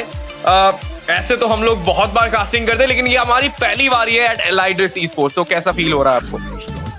बिल्कुल एकदम धन्यवाद आपका इतना शानदार इंट्रोडक्शन देने के लिए। और उसी के साथ ये जो है आप जिसके आपने बोला कि पहली ऑफिशियल कास्टिंग यहाँ पे होने जा रही है Elydris की तरफ से, तो यहाँ पे देखते हैं कि किस तरह की जो टीम्स है वो ड्राफ्टिंग वगैरह लेके आएगी। इससे पहले की मैच की बात करें तो वहाँ पे काफी इंटरेस्टिंग पिक्स मैं बोलूँ वहाँ पे ड्राफ्ट देखने को मिला। Estes mid, okay that was something else भाई। और अच्छा लगता है जब टीम जो है अच्छे नए नए एक्सपेरिमेंट करके जो नए नए ड्राफ्ट है वो लेते हुए आती है। दिखता है कि टीम कितना ज्यादा मेहनत करती है इसके पीछे, और ऐसी टीम को ना थोड़ा एक्सपोजर भी मिलना चाहिए। उसी के लिए जो है यहाँ पे Elydris ऐसी जो ऑर्ग है वो आती है सामने, और ऐसे प्लेयर्स को सामने उभरते हुए एक स्टेज के तौर पे आपके सभी के सामने निहारते हुए लेके आती है। अब बात करते हैं यहाँ पे ड्राफ्ट की तरफ। एक तरफ मार्शल बैन हो चुके हैं, काजा बैन हो चुका है, हिरारा काफी इंपॉर्टेंट बैन मैं बोलूंगा यहाँ पे, लेकिन अभी भी पकीतो ओपन है। पकीतो के ऊपर नजर आपको बनानी पड़ेगी, क्योंकि पकीतो ओपन अगर आप छोड़ेंगे तो दिक्कत बहुत ज्यादा होती है। उनकी तरफ से बर्स्ट आप बोलेंगे बहुत ज्यादा आता है। इवन तो अगर आप बोले कि आप बोल देंगे कि सामने कि आप काउंटर ले लीजिए, एस्मेराल्डा एक अच्छा काउंटर है यस, लेकिन एस्मेराल्डा के बावजूद अगर आप मिंसी की तरफ भी जाते ना तब भी भाई एक एक्सपीरियंस पकीतो कैन इजिली काउंटर मिंसितार, क्योंकि उसका जब फर्स्ट स्किल से उसको यहाँ पे डैमेज रिडक्शन मिलता है तो इजिली एक्सपीरियंस पकीतो प्लेयर भाई जानता है किस तरीके से खेलना है। और ये देखिए यहाँ पे पहला पिक आता हुआ दिखेगा हमको, फ्रेया का आगमन हुआ है तो वल्कारी एडिशन के साथ बैकलेन की तरफ यहाँ पे टारगेट करते हुए दिखेंगे। इनको रोकने के लिए आपको कुछ ना कुछ यहाँ पे जरूरत होगी, और चलिए उसी के साथ ब्राट्स का आगमन होगा। और चलिए पकीतो ये अच्छी ओपनिंग यहाँ पे करती हुई दिखेंगी। बात करें नल स्पेस की, Definitely, Pakito and the Barats both into the way for null space, and you can not say कि कौन से लेन पे जा रहा है। इतना ज्यादा फ्लेक्स इन्होंने पहले ही पिक्स पे ले लिया है कि आप अभी सोच विचार में पड़ जाओगे कि is the Barats is going for the jungle और Pakito into the jungle and Barats is the EXP। But Uranus का आना यानी कि प्रॉपर काउंटर स्ट्रेटजी यहाँ पे खेला जा रहा है टीम नेक्सस की तरफ से। That means this Valkyrie, this Freya is going for the gold lane, तो डेफिनेटली चांस है कि ईशन चिन भी हमें देखने को मिले। Oh my goodness, look at the trap bro. अभी यहाँ पे Shindra I think you should go for a Melissa और फॉर अ कैरी भाई। मेलिसा बैन है तो कैरी ले लो, उठा लो, वरना मुझे नहीं लग रहा है कि सेकंड फेज में कैरी छोड़ा जाएगा। जिस तरीके का सस्टेन वहां पे दिख रहा है, no they gonna go for something else which can shed the damage, and that is not other than the Lylia and the mid. Lylia mid पे आना, I mean Shindra is a real good thing, but Karrie क्यों नहीं भाई? लिलिया ban नहीं करते वो लोग second phase में, इतना तो मुझे पता था। कैरी बैन जरूर करेंगे। Or maybe is that the Pakito Gold and Barats EXP and they're coming up with something else in the jungle? दे हाँ यही जो है ना एक ओपनिंग आप सामने छोड़ते हैं अपोनेंट्स के लिए। ये थोड़ी सी माइंड ट्रिक के साथ खेलते हैं यहाँ पे कि आपने एक ऐसा फ्लेक्स पिक उठाया है जो गोल्ड पे भी जा सकता है, जंगल पे भी जा सकता है, EXP पे भी जा सकता है। तो आप लाइक उसके अराउंड ही आप अपने एनिमीज को जो है ना फोर्स करेंगे कि एक डिफरेंट जो है यहाँ पे कुछ पिक करते हुए दिखे, तो इसलिए यहाँ पे थोड़ा सा वो फोर्स किया जा रहा है एनिमीज के ऊपर। और देखिए यहाँ पे अब एक अच्छा बैन मैं बोलूंगा, मेलिसा यहाँ पे बैन किया गया। उसके साथ साथ अगर बात की जाए तो ब्रॉडी को यहाँ पे बैन किया जाएगा, क्योंकि ब्रॉडी के पास एक अच्छी खासी स्किल रहती है जिसके थ्रू वो अपनी जो पोजीशन है मिड फाइट के बीच में वो चेंज कर सकते हैं, और स्टन भी रहता है उनके पास। तो यहाँ पे अगर उनकी तरफ से एक बोल सकते हैं कि पिछली तरफ एक अटैक अगर आता है, फ्लैंक आता है, तो उनको रोकने का भी परवाह करके बच के निकल सकते थे। उसी के साथ साथ जैसे कि आपने कहा यहाँ पे आपकी बात से बिल्कुल सहमत रहूंगा मैं कि लिलिया आप बाद में उठा सकते थे, आप थोड़ा सा बोल सकते हैं यहाँ पे सेफ सिक्योर करने के लिए आप जो है कैरी की तरफ जा सकते थे, बट स्टिल लिलिया मैं बोलूंगा बुरा ऑप्शन नहीं है। लेकिन ओवरऑल देखा जाए तो टीम जो है बहुत ज्यादा ब्रॉली की तरफ जा रही है, और हमने देखा है कि जिस तरीके का अभी जो यहाँ पे जो मेटा बेसिकली चल रहा है वो अर्ली गेम सेंट्रिक बहुत ज्यादा चल रहा है। अर्ली गेम पे जंगलर को जब बूस्ट करवा देते हैं, हमने ज्यादातर देखा कि आप गोल्ड से ज्यादा ना थोड़ा सा फोकस शिफ्ट हो गया EXP की तरफ। आप जब भी एक बार नोटिस करेंगे अर्ली गेम में जिस भी टीम का EXP जीतता है वो टीम ओवरऑल डोमिनेट करती हुई दिखती है गेम के बीच में। वो तो ऑब्वियस बात है, बट यहाँ पे जंगल पे कौन सा मंगल हमें देखने को मिलेगा, वो लिटरली बहुत ज्यादा इफेक्टिवनेस यहाँ पे बढ़ाएगा for Nexus, for the side of team Null Space as well. But Null Space को यहाँ पे ईशन ट्रेड कर लेना चाहिए। अगर वो डबल फाइटर कॉम्बिनेशन के साथ जा रहे हैं towards the side lane, then they should clear that ईशन, क्योंकि इस तरफ तो भाई तय है कि फ्रेया गोल्ड जा रही है, यूरेनस EXP जा रहा है। Oh my God, going in for the Grok here. इनके तरफ से भी सस्टेन का उतना ही ज्यादा पहाड़ है जितना हमें दिख रहा है from Nexus. But now as the Lilia is already been picked up, क्या आपको लग रहा है कि यहाँ पे एक फारसा आ सकता है या फिर एक लूनॉक्स का आगमन हो सकता है, क्योंकि इन्हें भी कहीं ना कहीं 2 डैमेज की जरूरत है। Carry is open right now, can be an option for the side of team Nexus, but carry के पास वो डैमेज आता जब है ना वो लेट में आता है, उनका जो 2 डैमेज, उनका जो okay, I was really not thinking about this 2 picks at least, मैं कुछ और सोच रहा था शिन्ना, and that is god in the mid and a jungle ईशनशिप। कैरी ले लिया नल स्पेस, मुझे लग रहा है गेम कहीं ना कहीं, मुझे वो स्मेल आ रही है, game can go for a third game decider.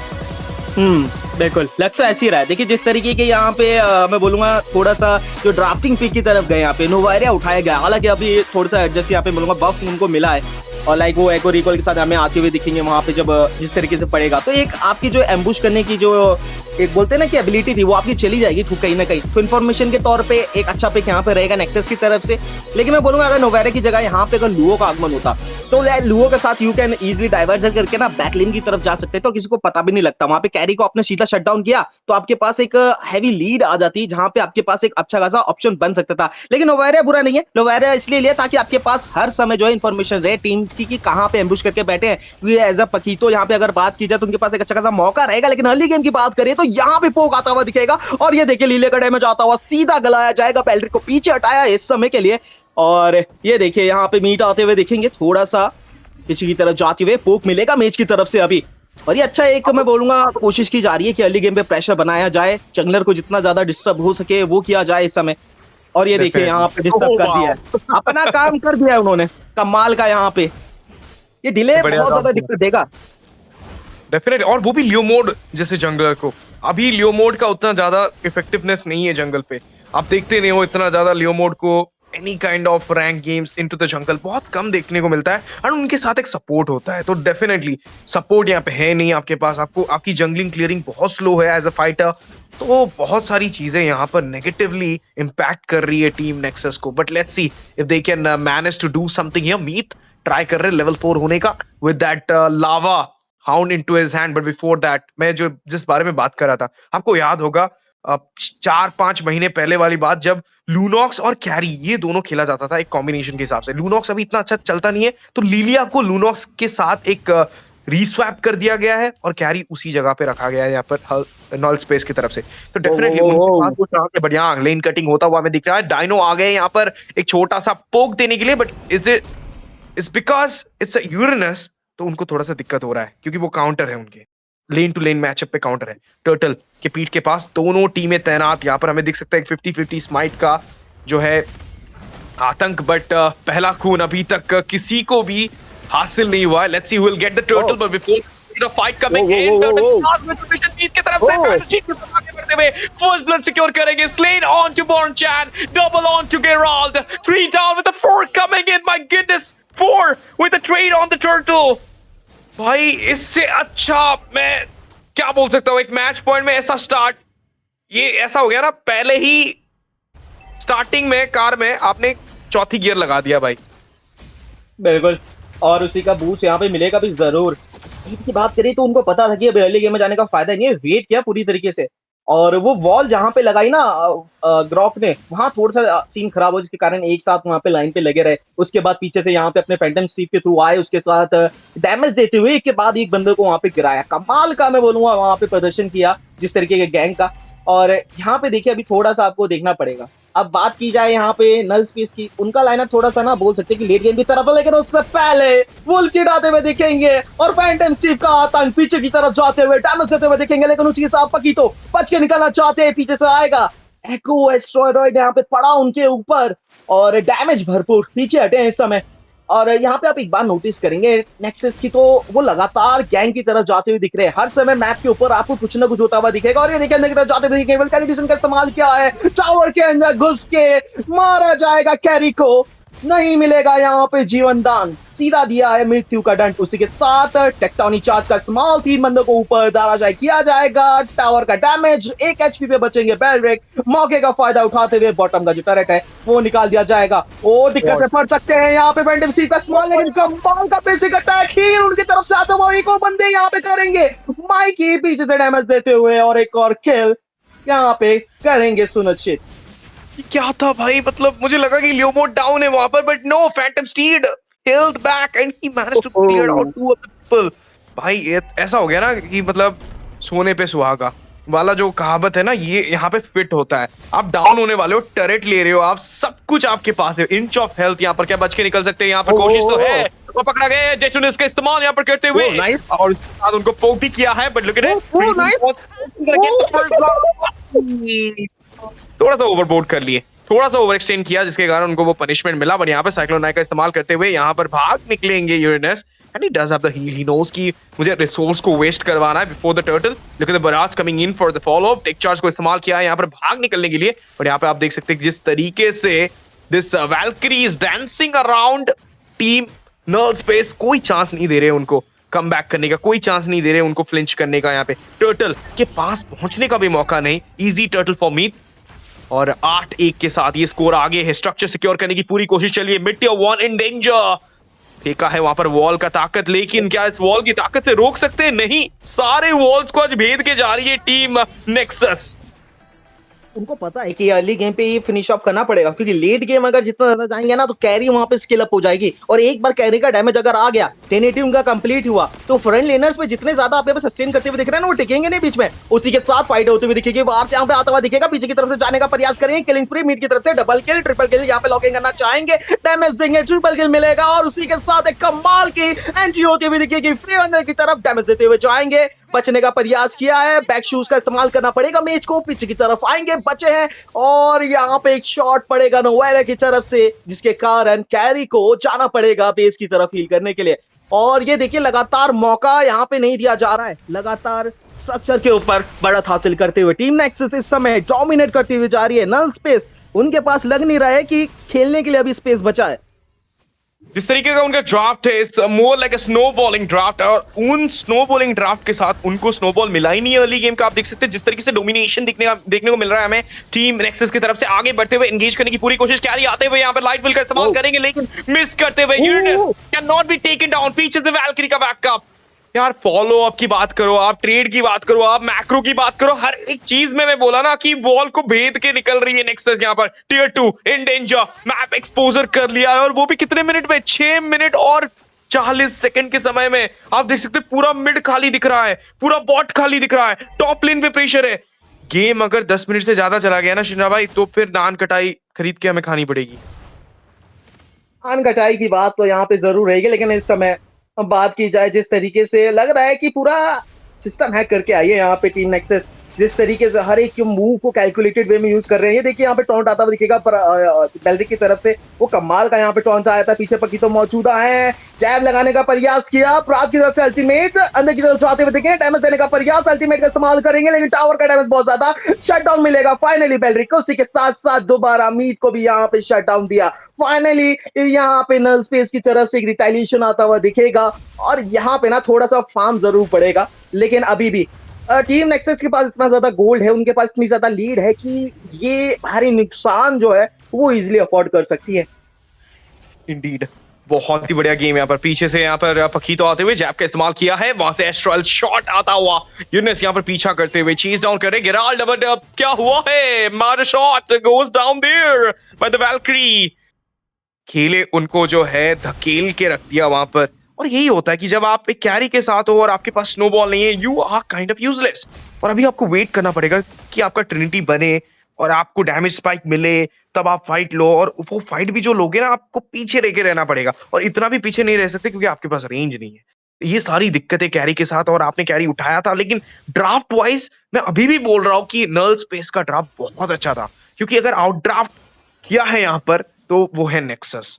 जिस तरीके से उन्होंने खेला है, एक normal, not a fancy, even normal draft के साथ, वो भी सारे स्ट्रक्चर्स आउटर जोन के मिड और बॉट का निकाल दिया है, सिर्फ टॉप का एक टियर 2 बचा है, और वो भी अभी जो है समाप्त हो जाएगा। होली शील्ड चला गया है मिड लेन का, लॉर्ड आने वाला है मिड लेन से। Bro, everything is favouring the side of team nexus, और क्या पता इस फाइनल रश के साथ हमें फाइनल पुश देखने को मिल जाए।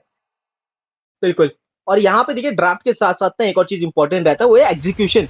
टीम नेक्सस की तरफ से जो एग्जीक्यूशन निकले हैं यहाँ पे वो क्लीन है, एकदम परफेक्ट, उसके बीच में कोई गलती नहीं निकाल सकता। यहाँ पे हर एक टीम फाइट आप नोटिस करेंगे एक पर्पस के लिए की जाती है, उससे पहले जो है एक सेटअप किया जाता है, और वो सेटअप कमाल का रहता है। हर एक प्लेयर का यहाँ पे आप नोटिस करेंगे 100% पार्टिसिपेशन रहता है। और देखिए अंदर की तरफ जाते हुए देखेंगे विलकारी डिसिंग का इस्तेमाल क्या है, सीधा टावर के ऊपर प्रहार किया जाएगा, जल्दी से जल्दी ये टावर निकालने का प्रयास। और ये देखिए यहाँ पे डैमेज आता हुआ दिखेगा, लॉर्ड को थोड़ी दूर ले जाने के लिए टाइम बाय करना चाहते हैं अपनी टीम के लिए। और इसी के साथ वर्क का इस्तेमाल किया है, पीछे की तरफ जाना पड़ेगा, मेज की तरफ से डैमेज आता हुआ दिखेगा, टेक्टानिक चॉर्च का इस्तेमाल किया है, प्यूरीफाई बसते हुए निकलेंगे यहाँ पे फेया। उसी के साथ साथ बेस उनकी तरफ से डैमेज आता हुआ दिखेगा, पर आज किसी भी तरीके से सर्वाइव करना चाहते हैं। न्यू मिनियन बेस जो है वो आ चुकी है और इतनी जल्दी इतना ज्यादा मैं बोलूंगा यहाँ पे डैमेज जो स्ट्रगल है टीम नल स्पेस वो करती हुई दिखेगी। डैमेज अभी भी आता हुआ दिखेगा, यूरेनस यहाँ पे सस्टेन करते हुए जाएंगे। उधर की साइड बात करें तो यहाँ पे फ्रिया फिर दोबारा से और एक बार नोटिस करेंगे कि सांस लेने का मौका नहीं मिल रहा है यहाँ पे नल स्पेस को। लगातार कंटिन्यूअसली प्रेशर जो है हर एक लेन से आता हुआ दिख रहा है।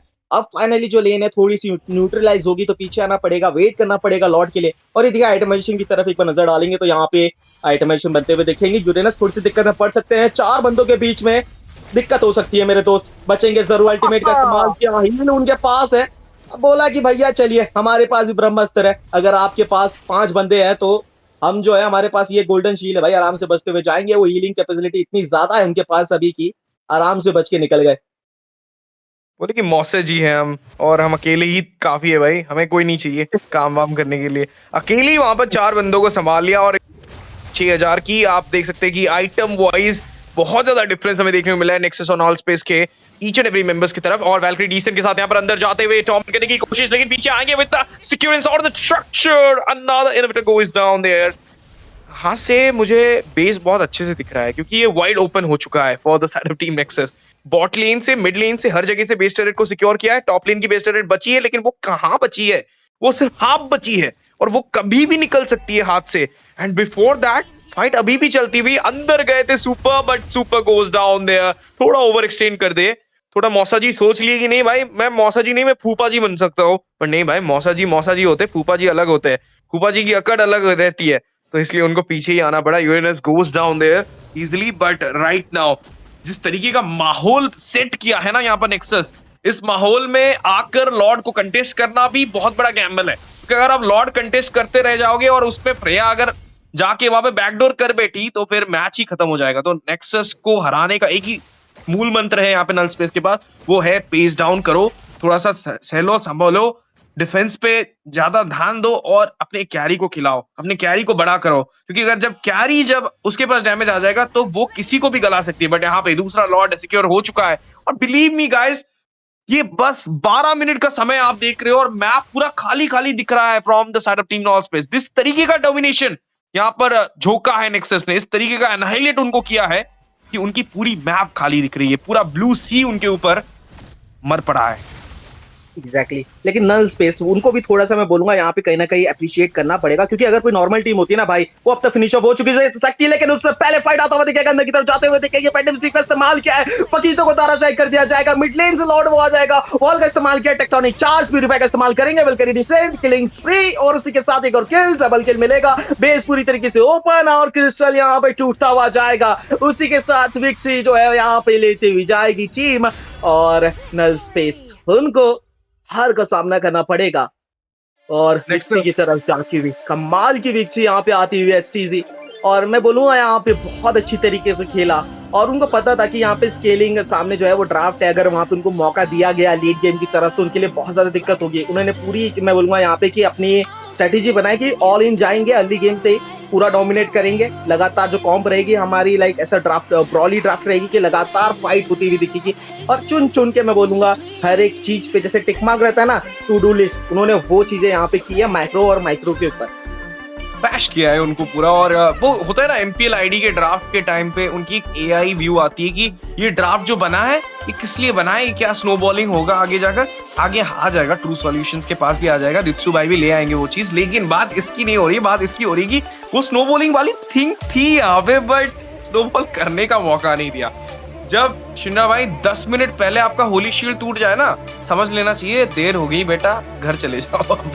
क्योंकि भाई 10 मिनट पहले होली शील्ड अगर नहीं है तो लिटरली देर हो चुकी है और आपके हाथों में चीजें नहीं है। आपकी पूरी मैप एक्सपोज हो चुकी है और आपके पास कोई स्ट्रेटेजी नहीं है खुद को एक्यूमुलेट करके बैकअप करने का वहां पर। And definitely that's the reason you can see here कि टीम नेक्सस ने यहाँ पर 2-0 क्लीन स्वीप के साथ मैच को जीता है। पहला मैच ऑफलाइन हुआ है गाइस, बिकॉज उनका कोई दूसरी जगह मैच था तो उन्हें जल्दी खेलना था, इसलिए हमने ऑफलाइन करवाया है। एंड दूसरा मैच आपके सामने था और आप समझ सकते हो ऑफलाइन मैच इतना जल्दी क्यों खत्म हुआ, क्योंकि ये मैच भी उतने ही जल्दी खत्म हुआ है। 12 मिनट के अंतराल, 13 मिनट के अंतराल ही खत्म कर दिया गया है इस मैच को। और इसी के साथ जो है खत्म नहीं हुआ है आज का दिन। आज का दिन अभी भी बाकी है, तीसरा गेम आने वाला है। कहीं मत जाइए, आप लोग एलाइड्रिस ई-स्पोर्ट्स के साथ जुड़े रहिए। हमारे इंस्टाग्राम हैंडल को फॉलो कीजिए अगर आपको जानना है कि क्या कलेश मचा है कल एलाइड्रिस में, क्यों हमारे लाइव स्ट्रीम में एक भी वीडियो आपको दिख नहीं रहा है, तो उसकी जो प्रूफ, उसकी जो स्टेटमेंट है वो निकल चुकी है इंस्टाग्राम पे, वो आप चेक कर सकते हो। साथ ही साथ अगर आप एलाइड्रिस ई-स्पोर्ट्स का हिस्सा बनना चाहते हो, यानी कि हमारे मेंबर बनना चाहते हो, हमारे प्यारे प्यारे सपोर्टर्स बनना चाहते हो, तो फिर प्लीज अपना सपोर्ट हमारे ऊपर झोंक दो, अपना प्यार अपने हमारे ऊपर झोंक दो by just subscribing our channel, by liking our stream, by sharing our stream to your friends and let them know that there is an org who is thinking about the growth of the community rather than the growth of their personal. But yeah, इसी के साथ मैं चीजी and शिनरा लेते एक छोटा सा break, come back करते हैं फॉर द गेम नंबर 3। कहीं मत जाइए, जुड़े रहिए हमारे साथ। New set of casters will be joining you all at Allidris esports.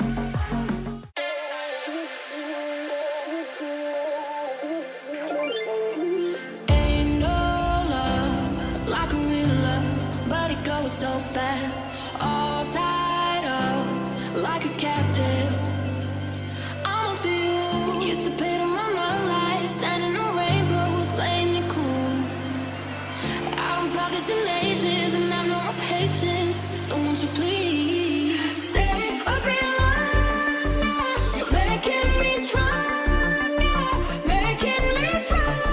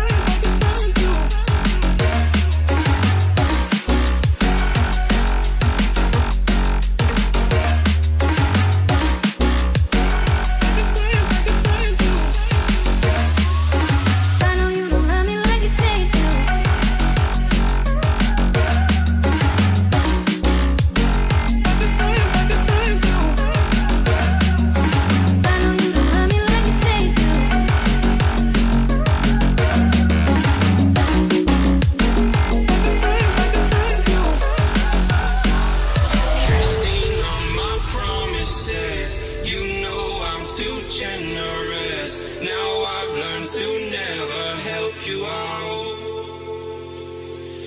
'Cause I'm done cleaning up your mess. Found myself in my regrets. I've become a little stronger now. A little stronger now. A little stronger now. A little stronger now. A little stronger now. You cashed in on my promises. You know I'm too generous. Now I've learned to never help you out. 'Cause I'm done cleaning up your mess. Found myself in my regrets. I've become a little stronger now. A little stronger now.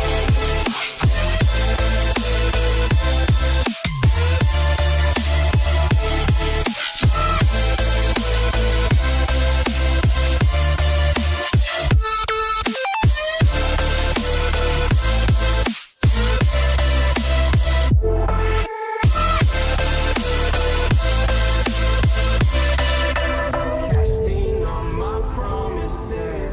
You know I'm too generous. Now I've learned to never help you out. 'Cause I'm done cleaning up your mess. Found myself in my regrets. I've become a little stronger now. A little stronger now. Open eye, feel the waves cut through me. Hypnotized by the sounds I'm breathing in. Hold tight, chemicals collide. Hold tight, hold tight, hold tight. Dripping lights paint the skies, all because of you. Dripping lights paint the skies, only you can make me move. Can make me move. Can make me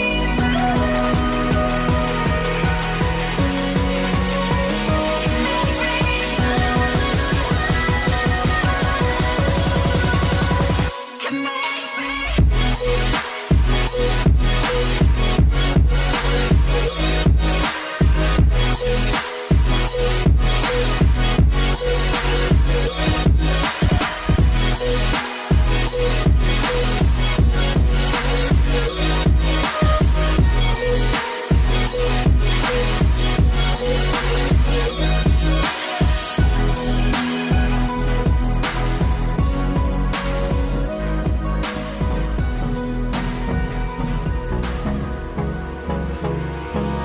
Hold me close till I get up.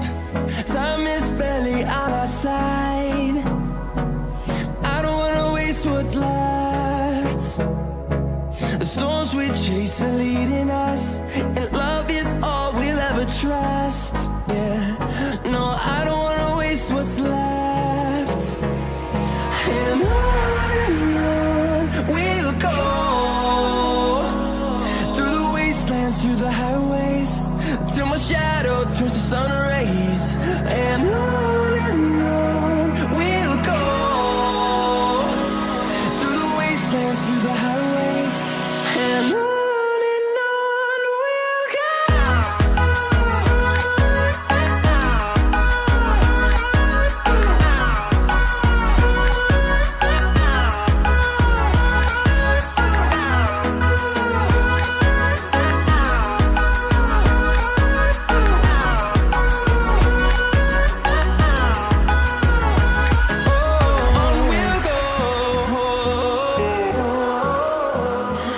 What does perfect even mean? Is there even such a thing? Ooh, can we switch up all the rules and imagine a utopia? Darling, I'm just so fed up with these expectations. They keep weighing me down.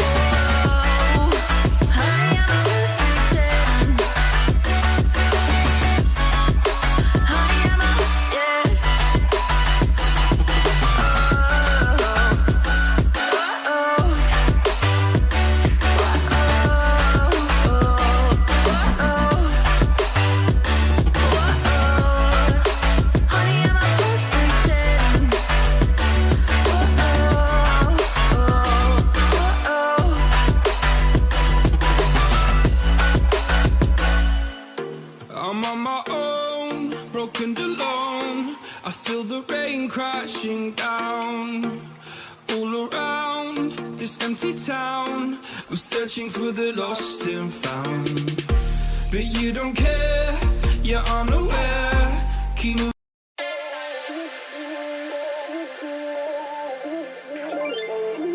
Ain't no love like a real love, but it goes so fast. All tied up like a captive. I'm on to you. Used to pay to my mom life, standing on rainbows, playing it cool. I haven't felt this in ages, and I've no more patience. So won't you please stay a bit longer? You're making me stronger, making me stronger. Stay a bit longer. You're making me stronger, making me stronger. You need stronger.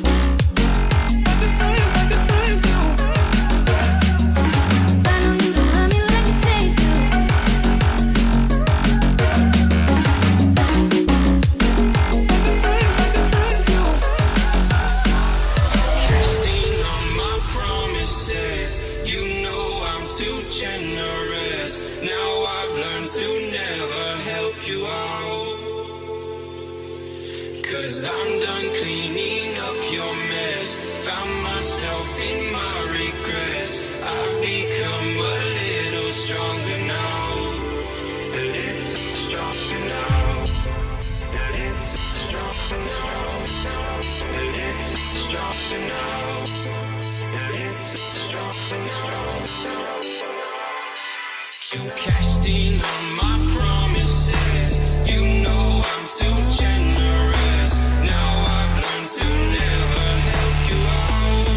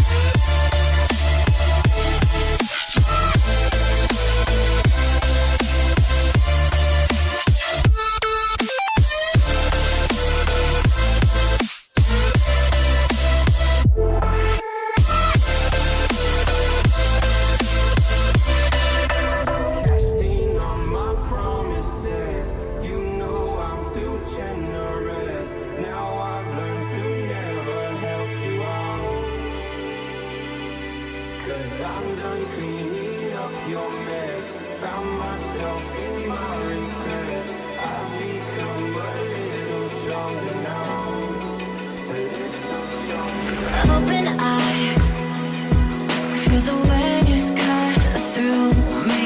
Hypnotized by the sounds I'm breathing in. Hold tight, chemicals collide. Hold tight, hold tight, hold tight. Dripping lights paint the skies, all because of you. Dripping lights paint the skies, only you can make me move. Can make me move. Can make me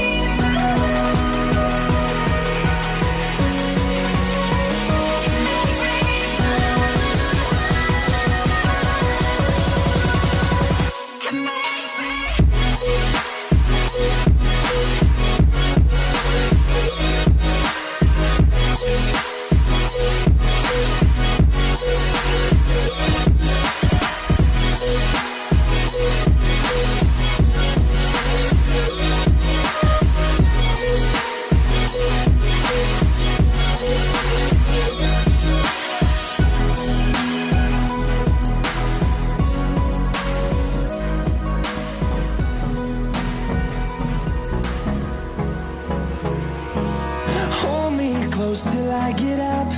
Time is barely on our side. I don't wanna waste what's left. The storms we chase are leading us, and love is all we'll ever trust. Yeah, no, I don't wanna waste what's left. And on we'll go, through the wastelands, through the highways, till my shadow turns to sun rays. And on we'll go, through the wastelands, through the highways, and on we'll go.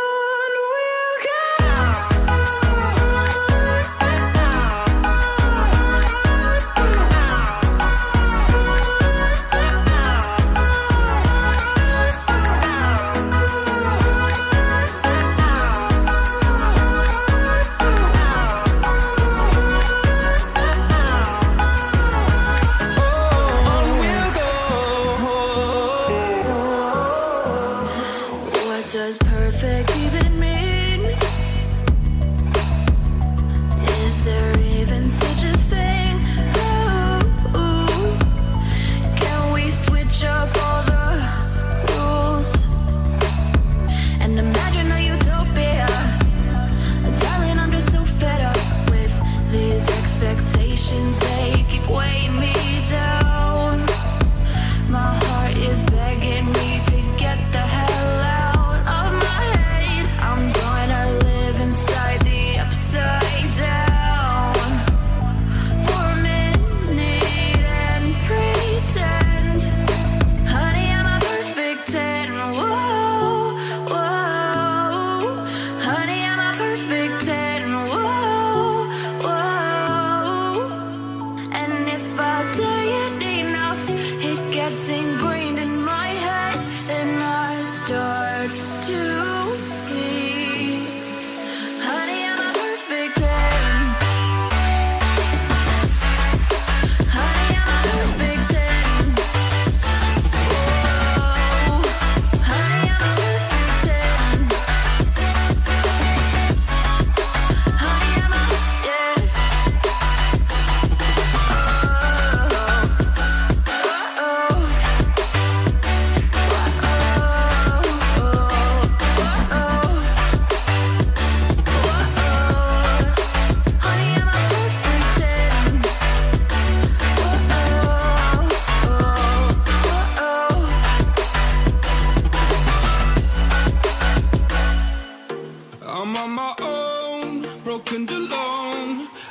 the rain crashing down all around this empty town.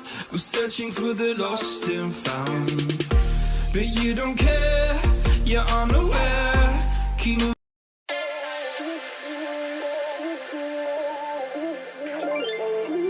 Ain't no love like a real love, but it goes so fast. All tied up like a captive. I'm on to you. Used to pay to my mom life, sending no rainbows, playing it cool. I haven't felt this in ages, and I've no more patience. So won't you please stay a bit longer? You're making me stronger, making me stronger. Stay a bit longer. You're making me stronger, making me stronger. You're stronger.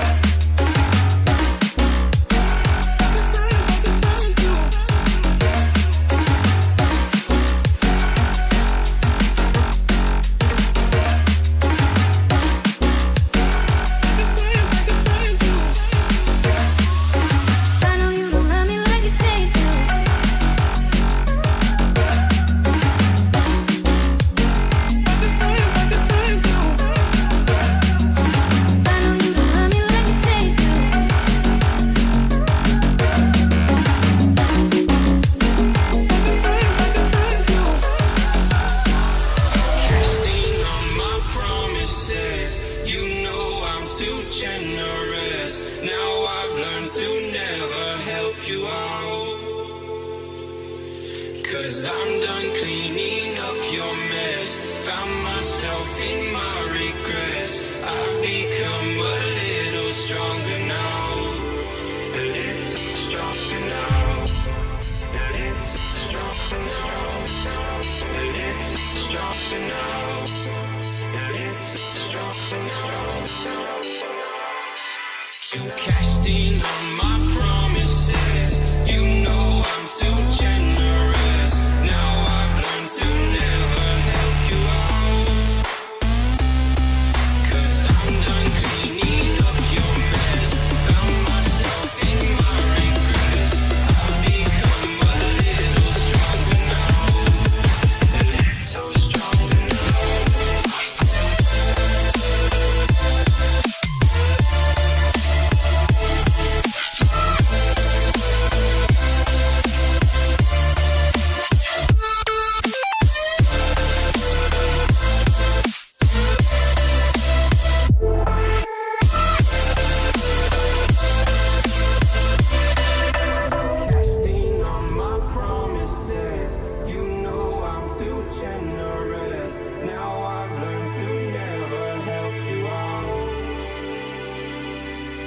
I'm done cleaning up your mess. Found myself in my regrets. I've become a little stronger now. A little stronger. Open eye, feel the waves cut through me. Hypnotized by the sounds I'm breathing in. Hold tight, chemicals collide. Hold tight, hold tight, hold tight. Dripping lights paint the skies, all because of you.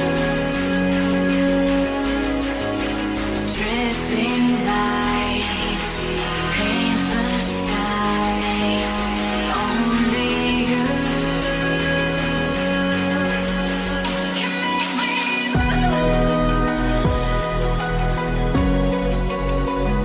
make me move.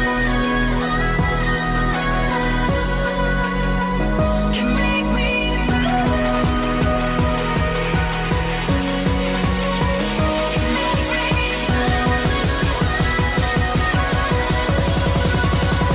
Can make me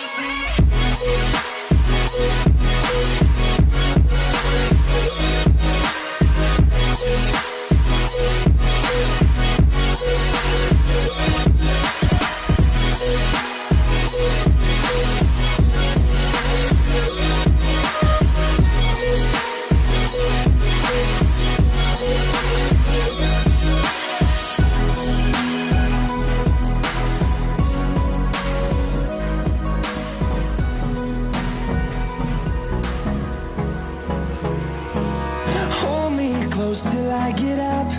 Time is barely on our side. I don't wanna waste what's left. The storms we chase are leading us, and love is all we'll ever trust. Yeah, no, I don't wanna waste what's left. And on we'll go. Good evening once again, everyone, and welcome back to Elydris Esports, brought to you by Elydris, of course. And this is going to be the third as well as the final BO3 for the night, and it is between team Megatron Esports going up against team 4 Eons to come. So this is the final match, and this is the final BO3 for the night at least. And this time onto the casting deck, it's going to be me, Tami, onto the right, and on to my left. This time joining me will be Asuya. So Asuya, this is your first time onto Elydris, and it was like the first night for me as well, but this is the second match for me. So how are your expectations and how you have been doing by far? First of all, thank you, Vitami, and yes, I am doing good. I hope all our viewers are doing great too, because of course it will be a good match. And my expectations, they are same as always. I do see some familiar names I used to cast before. I used to see teams like Megatron and on, so kind of known names for me. So yep, I think it will be a good match. Let's see what they have to offer. And soon we will be moving on to the draft phase. With this, Itami, are you familiar with any of these teams? Yeah, I think 4 Eons to come as well. I have seen them in few tournaments, and Megatron have been one of the famous organizations from the Northeast itself. So it's not just MOBA 5v5, they do have the teams as well on BGMI as well as on other gaming platforms. So a renowned organization, as well as I would say this is one of the teams that you would actually look forward to onto the next upcoming tournaments as well. They have been quite part of it, and 4 Eons to come, they will be trying to make their names as well onto this, because this is already the semi-finals and they have already made their slot onto the semi-finals. So of course they are going to be quite of a strong competitor against the side. The draft phase as well as the banning phase is almost already over. It's pretty much similar to what we mostly see. Nothing of any situational bans as of far. These are the heroes that gets prioritized or picked out or banned out. So first pick for the side of Team 4 Eons to go, and it is going to be a Melissa already. Pretty good pick, especially in this current assassin meta, simply because she has that ultimate and she is kind of really hard to kill or burst down by any assassin when she is on that ult. And of course, she works very well with her fighter emblem. That's why she's not even scared of Belric. She just out heals him at this point. So can even play her with the flicker, not really reliant on that inspire anymore. But with this Team Megatron grabbing onto our Novaria as well as the Barats. The Barats really make sense because not only can he put up against the good sustain EXP right now like the Esma, the Uranus, which are just making their way back. It's also like if there is an assassin, something like a Ling or something like even a Fanny especially, which you do see a lot nowadays, he can use his Nom Nom onto one assassin, lock them down, and then it's a pretty easy kill. So I would say he is an excellent choice because he gives crowd control, he gives shutdown to one specific hero you wouldn't want in the team fight. And when I was talking about Fanny, here comes the Fanny. So let's see how this Fanny goes against this Barats, because I'm sure good Barats will make the Fanny their priority. And of course, there's a Belric. They don't want to give away a Belric when they have a Melissa. Makes sense because she is at the end of the day attack speed reliant. But then again, not really fearful of that Belric. The only issue is like he is just that great after all. Of course, like the Melissa as well as the Fanny. But the thing with the Fanny is, I think it was a little bit early to actually pick out the Fanny because Herara was also available, but at the same time, the Kufra is also available for the side of the Megatron Esports, but they decided to just pick out the goal laner, and that is going to be a Brody. An equal kind of a matchup against the Melissa, especially because of the fact he has a longer range compared to her, and onto the earlies, he can just do the poking games onto him. So Bakimud will be the one picking out the Brody against the Melissa, and they just decide to go out with a Herara ban followed by a Rafaela too, which could have been used out onto the mid lane. I did see a Rafaela mid lane previously onto the previous match, and it worked out really well, and it was team C3 Meraki who picked it out, and they just go out with a Matilda too. So they might be having the feeling that the Barats will be combined with the Matilda as well, because Barats is mostly onto the EXP, but he's a very situational kind of a jungler too, and if there is no proper true damage, then Barats jungle does work out as well. And there you go, I was saying about the Kufra against the Fanny. So I do hope the purple is getting, even if it is getting invaded, Fanny is able to secure it, then it's no problem. But if the Fanny is not able to get the purple, they are going to be struggling a lot onto the early waves. Right now, if you do see Team Megatron's draft, kind of a lockdown poke first composition. Like Barat locks down someone, or it's either the Kufra who can lock down one or two or three, depends on how good his initiations, his charges are. And then Brody as well as Novaria can literally hunt them from way too far behind. So if the poke, the burst is really heavy from the side of Team Megatron right now. And from the side of Team Eons, I don't know how good this Fanny will work, especially because there's the Kufra and Barat's two counter picks already. The Glue and the Lilia being the final keys. I mean, Lilia is really strong, just as strong in 5 men because you can dominate very well into the early, and that also makes sense because you have a Glue, you have a Belfic, you even have a Fanny, literally 4 good early and really strong early aggressive. Like if they go aggressive, I think it works really well for them. Melissa too is not that weak into the early, so kind of average, but then again she scales towards the late. So here we are, into the Land of Dawn. This is the best of 3. So let's see which team grabs the first match. And as I was talking about the drafts, from the side of Team Megatron, they have kind of a balanced lineup. In 3 of the heroes will be really strong into the early, but then they will be scaling equally into even the late game. So I think if Team Eons want to win, just end as soon as possible in my opinion.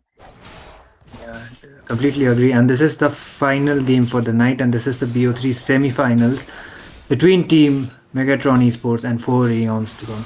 So the Kufra is already playing his game, trying to get enough vision from the Fanny. She will be able to take the purple at least, but the fact that the rotation has been changed out for the jungler and forcing out to use just go out for the purple quite sets onto the levels, because if the Khufra was able to steal it, and if the Fanny did struggle on to taking out her purple, then it would have been very, very problematic for the side of team 4 Eons to go come already. So I think they'll just be playing out very passively, at least for now, because they will be requiring the farm, and they do have that aggression kind of a draft for team 4 Eons, but still they will be requiring those itemizations. Okay, nice Astral Echo. Not a nice meteor shower actually. He was able to get the EXP buff, so it will be helping Tamocha to get level 4 before the turtle. Yep, and with this, I just realized we have the Belleric. Okay, it's a 3v1 situation. The Flicker being forced away. The Kufra tries to charge in, but the damage isn't enough. And of course, Belleric just heals. And here comes the Fanny with a poke, with a cutthroat, and the steel cables. But the damage is still not enough. The Warrior also joins in alongside the Glue with his second skill, trying to just give the poke. But I think right before the turtle, a lot of wastage of resources. Look at the Harley, doesn't really want to go off. Same goes for the Fanny. She might opt for her blue before the turtle, but no, they are just going directly for the turtle. Let's see. The Astral Echo comes up, and with this, they do have some vision. But here we go. Like I said before, Fanny really reliant on the blue. Okay, look at that damage coming in from the Harley right onto the Fanny, but then it's kind of a really dangerous situation for him because the damage isn't enough for him right now to take down that Fanny. Meanwhile, into the top lane, as expected, Brody really stronger than that Melissa. So 1 kill for them already. Yeah, and the thing is, like, Turtle was resetted from both of the sides. They are not taking any risk, but Bakimart is very aggressive right onto the mid. He uses the flicker, tries to go back, but Cyrus will be able to lock it onto him. But they might just lose out Turtle onto this. Doesn't have enough energy, but they might join on to the team fights as soon as possible. Zenny trying to give his as much visions as possible, and I think this time Cyrus will also be able to engage onto there, but Skirmish, they just go back right for now at least, but the turtle dance is coming up from both of the sides at this point. Yeah, they're not really, maybe they're just trying to take down at least one person away because they're kind of not able to decide if they want to go for it. But here comes the blue sticking up, and the blue has also been waited. Meanwhile, look at the Bellric Wars. Look at the flicker being popped up, and a lot of damage being taken by Demonic. Uses up the flicker, kind of a waste. And look at our dinosaur also kind of stacked up with all those stacks. And here comes 4v4, the marksman Brody also making his way, but here comes the Wrath of the Dryad, a good time's revenge, and a lockdown as Kendall gets taken down. Meanwhile, he is able to take down the dinosaur in exchange, but the Brody's damage is way too much. The poke is there, and it is the Belric who falls down. The Mocha takes down Denwick, and with this easy victory, easy turtle in the hands of Team Megatron as 4 people just fall off in that exchange. Poe for none, as well as very good rotation coming off from Bakimar right there. He decided to go in. He was able to contribute, and the S2 stun was onto the point. Oh no, Novaria. Okay, the Fanny should be able to get it. It was kind of earlier on, but this is the thing with the Novaria. You can just poke the Fanny up from quite a range, and there is a huge risk if you actually lose out onto your purple. You will be struggling a lot for the next few minutes. And looking at the itemizations and everything, because of the fact Bakimart was able to rotate onto that, he has a higher gold advantage compared to the Melissa already. Kaiji Ito might try to go in onto there, but there's the ring coming off from the Harley. Damage is still not enough, but the grab comes up, and there is the connection, but damage is still not just going to be it. Denwick trying to buy some more time, but he will be taken down from the hands of the Mocha. Megatron Esports once again with the lead.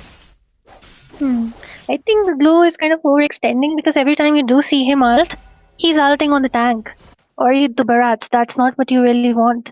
And at the same time, there's literally no one to follow him up when he does that. So I think the synergy issue comes up, but the Wrath of the Dryad into the XP lane. The Harley is really low, tries to go in, but the grab stun right onto the turret. Uses up the ult, but then again, it is another kill for the Brody. And with this, we do have the Cobra as charging up. The knockup is there, but with this, the first tier from the top lane getting assaulted, easy for them. Team Megatron. Here comes the Novaria too, joins up into the fray. Some strikes, some pokes right onto Devonic. But with this, Team Megatron on the rampage, the macro into the hands, slowly making their way, opening their entire map for the name. Once again, the grab right there, but then it is again the tank, which you wouldn't really want to ult. He's kind of all alone. We'll be getting the S2 from our dinosaur. Here comes the Melissa, just using the models to poke away to save our glue. And with this, the next turtle also coming up, but there is a fray once again into the mid lane. A lot of poke coming in from the Lilia. They just go back, and this time, once again, Megatron Esports already having the advantage. Once again, the Nom comes up from the Barats. Titans events connect on to two people. Denvik will be taken down, and that will be a complete dive coming in. Sivan goes down as well.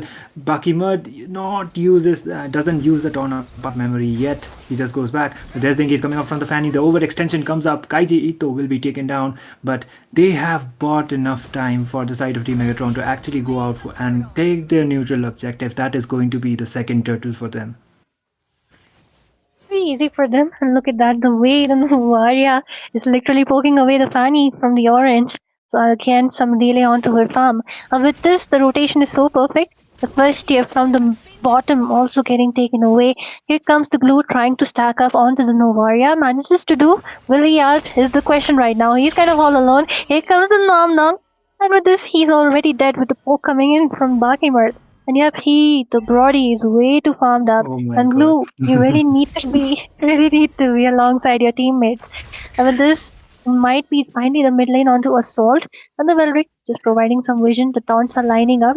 I'm really confused why the Lilia and the Rome is not together, because that's not what you really want. But the Tired's Revenge and the stun connects the Wrath of the Tired and one skill, but then Sion gets taken down. A lot of folk coming in. The torn apart memories takes that final kill out to the Lilia. Couldn't even use her magic shoes, and that's how it is. 2 members down already. 3 first tiers taken down, and it is the second one onto Assault as they're just trying to cut away the lane. With this Team Megatron on the goal lead, on the kill lead, on the macro control. They are playing as aggressively as possible because that is the kind of draft they already have, and they are making just full advantage of it. And looks like Megatron Esports on to the next 30 seconds, they will be wasting no more time, just directly going on for the Lord. And the fact that I think Bakimud has good number of stacks already onto his name. He is acquiring those kills. Play safe, Bang will be going down. He was not able to play quite safe onto this. Grab comes up, but there's the flicker. Bakimud uses his skills, but that might just backfire onto them. But Shiroyuki will be taken down onto the process this time around. Denvik able to get the kill, and Bakimud goes aggressively, gets the unstoppable, has the Sky Piercer stacks, and Denvik will be forced to go back, trying to buy enough time for his team. And that is just going to be the Tyrants event coming up. Purify forced out, and it is just going to be another dive, but not just yet, because the Lord has spawned. And once again, Megatron Esports with a better trade, 2 for 1 for their side. Pretty clean engages, I would say. The Kufra's arts are also on point. The Purify from the Lily already being baited away, so that again another charge trying to knock them up. But this the second tier from the mid lane also falls off. The S2 as well as the models connect, but the gold is not enough for the Melissa to hurt at this point. It is the Novaria as well as the combo coming in from the Brody, which is really working well for them, just like we said before. And with this, the orange also under assault. Honey denied even of the blue. She does have it right now, but then how long? This is the first lot coming up. Team Megatron, easy lot for them unless and until Team Eons are looking for an opportunity to contest, but they are not. And just look at that, the way the Kufra is providing vision, as he should. Finally gets the Radiant, and with this, even the Lilia will not be able to hunt him, not be able to hurt him anymore. With this, the second tier might fall into Assault as the poke and the Astral Echo. Here comes the jump from the Kufra and the Tyrant's Revenge. And it is, of course, Bakimud getting that last hit onto the Belleric. The Belleric literally falling down, the Nom, the stun, the flicker onto 2 members. The Purify being baited away, the magic shoes, but then it is the glue trying to grab on. And Zeni finally falls down. With this, they do have a chance for a comeback, but here comes the Meteor Strike trying to shut someone down. Kind of misses it out. The Kufra trying to charge in once again. Let's see what they have in their house right now, because the Lord is marching. The lane seemed to be kind of synced for them. Yeah, the lane sync is the main thing, and the fact it's only the inhibitor towers remaining for the side of Team 4 Eons to come is going to be very, very skeptical at this point. Kufra Kaiji still tries to dive in, charges this out, but cancels it at the same time.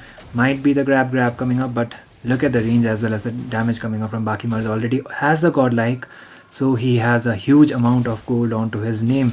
So the defense is already coming up from this side. Desperation is right there. Kaiji though able to get the Tyrant's Revenge onto two people. There is the follow-up. Baki gets the double kill, and they just try to dive in onto there.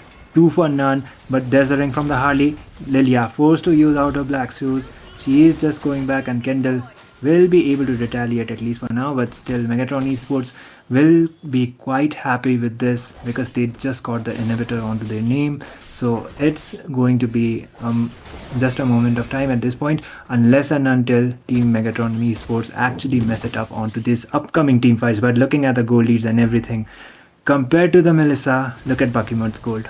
He has a lot of gold, as well as the kill securement was higher. So it is safe to say he has a lot of stacks already onto his name. Yep, and if you do see, he's gone for the horse claw. Really, Yeah. really weird because it's my first time seeing a Brody on a horse club, but you know what? It works, it works. Already even has the malefic gun, so the range is kind of insane already.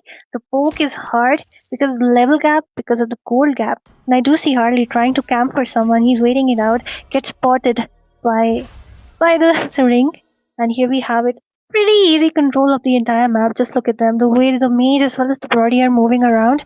They're not even scared because they know that they have the potential to burst down anyone at this point.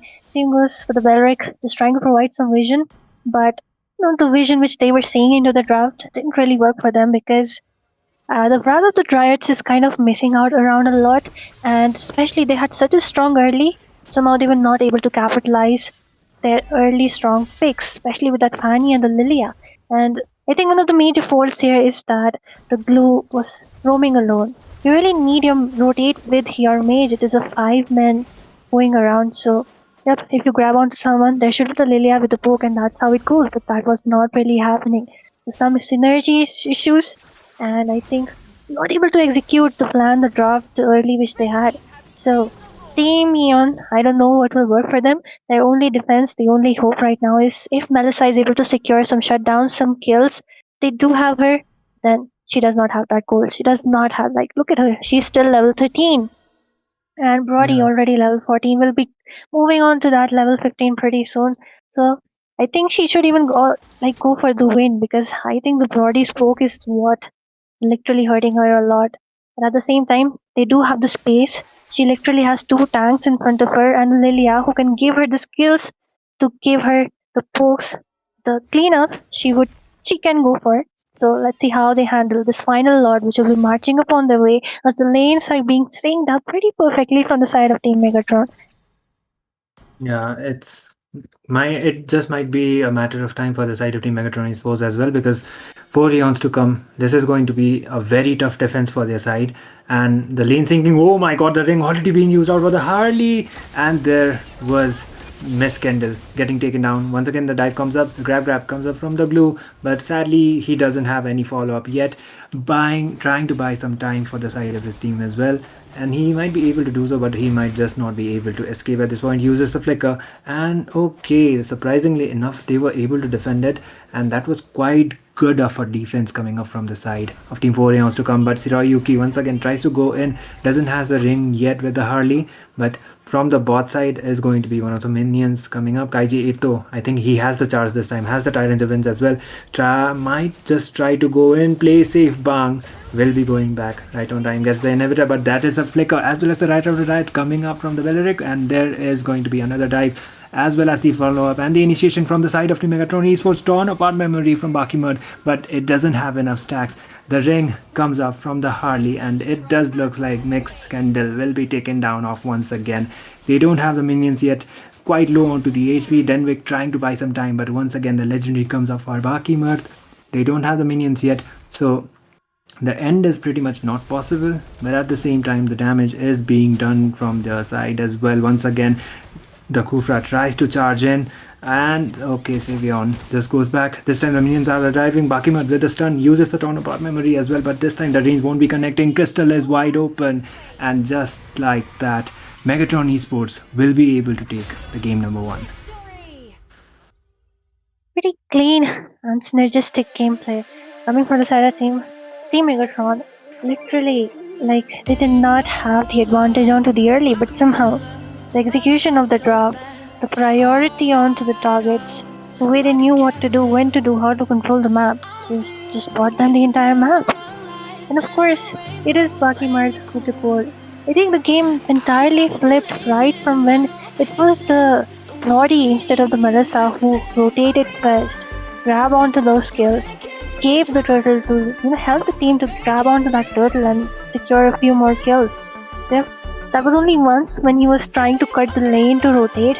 That's when he fell off, and after that, just look at his positioning. Just look at the damage, and even look at how well they were giving the follow-up to the Barats, to the Kufra, just like I said before. The lockdown burst poke kind of composition really worked well for them.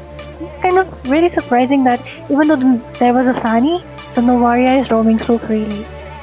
So, what can I say? It's somehow the synergy, and like I said before, the blue roaming all alone without the mage. I think they were kind of confused where to go, how to clear the lanes, because ideally, Lilia's lane clear is one of the fastest into the game. They should have just cleared up alongside the blue, rotated, or even gone in aggressive, because at the end of the day, if the Kufra's second skill was baited away, it was easy for that Fanny to at least grab onto some kills with that synergy. Perfectly analyzed from Asuya as well, and this time for the game number 1 the MVP was Bakimar Dawn to that Brody. So of course he was able to acquire a lot of kills, went on with the Blade of the Heptices and immediately went on for the Sky Piercer, and thankfully he was able to stack it up very well onto this match as well. So Megatron Esports already has the match point for their side, and this time Team 4 Eons to come have a job to do in order to actually survive onto this BO3, because if they lose it out onto one more game, then they will be losing out onto the series as well. But I think, like, in terms of the draft, even if you are planning to pick out a Fanny, make sure the Kufra is actually banned out, because he will just be making sure that he will be giving the visions against the Fanny, and even if the Fanny tries to engage right in because of the S2, the cancellation will be done from the Kufra, and at the same time you won't be able to just dive in and acquire the kills for the side of your team. So draft wise, I think that could be one of the highlights for the side of Team 4 Eons to come. So if they actually gradually improve onto the fact that there is no counter picks and their team fight composition is actually paying off, then I think 4 Eons to come still has a very good chance onto the series as well. But Megatron Esports, I think, in terms of the synergy as well as in terms of taking the neutral objectives, they definitely had the upper hand. Yep, definitely. And Belric nowadays, you do pick them into the EXP. He is good, but then what is better is the Carmilla as well as the Belric composition, which people actually opt out for. And you did see that the Fanny was picked up way too early, just like you said. So maybe not do it, especially like I said before, in front of a Barats, you wouldn't want, like, even a Link can purify if he times his ult right, but then Fanny has no way to purify that nom-nom, and we did see that how often did she get stuck by that Kufra, how often that dinosaur was marking down the Fanny. So maybe if you're picking up a hero which is so easily counterable, maybe just save it out for the last.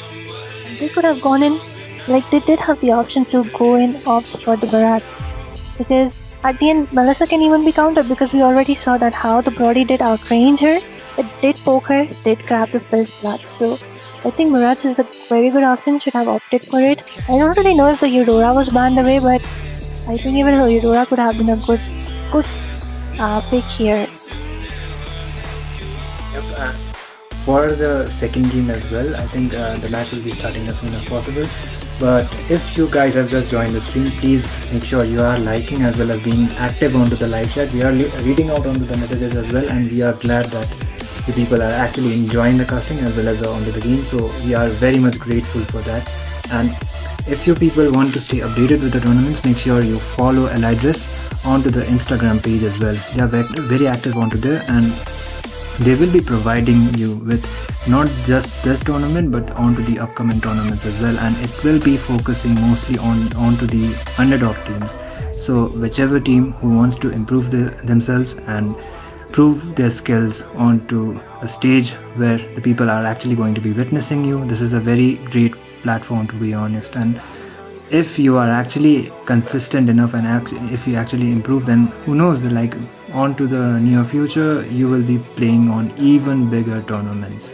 So that would be it for Elydris, and we will be back once again onto the second game, and this time Megatron Esports having the first pick advantage, and they have the match point advantage for the side as well. Meanwhile, 4 rounds to come, they have a job to do. They should be coming up with a comeback in order to actually survive onto the series. The draft as well as the bans is looking pretty much similar, but a Freya first pick ban. For Freya first ban is something I actually didn't expect, but it could be kind of a strategy or something, like they don't want to just deal out with the Freya at all. I mean, she's a flex. Put her into the gold, put her onto the EXP, or even at the roam. Like, even after the nerf, she's very strong into the early. So, yep, a good follow-up. And a lot of mobile heroes, which we already saw Team Megatron playing the Novaria, which can give a follow-up from really far off. So, yep, with the Freya, that makes sense.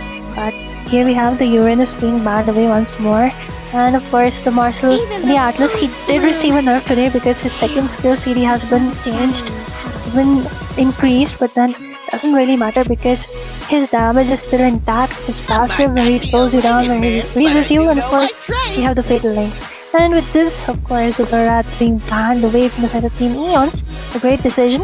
And this, I was surprised that in the previous draft, Hirara was open, right open until the second phase of the draft, and no one actually grabbed her on.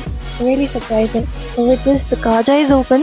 Kaja has been taken away already by the side of Team Megatron. A very good, I would say, grab, because he's just that strong. People do say that he has become squishy, but then towards the late game, just like a Marcel, if he can stack that Thunderwhelm, that squishiness just goes. And with him, a good EXP who can bait out a lot works really well, because if the EXP can gather around a lot of people, he can just fly in from the flanks, find that ultimate, and of course, there you go, everything finished after that. You can dodge his ult, but that requires really precise timing. With this, we have a Raphael as the first pick being prioritized. What do you think about that? I mean, it can be flexed out onto the mid lane at least, and Beleric is also a flex right here because he can be played on onto the EXP2. So 4 rounds to come, they are going out with most probably a utility kind of a draft this time, because these are 2 of the heroes.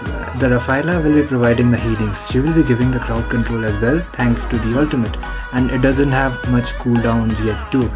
But the main highlight of the Raphaela is, of course, the resurrection after the revamp she got.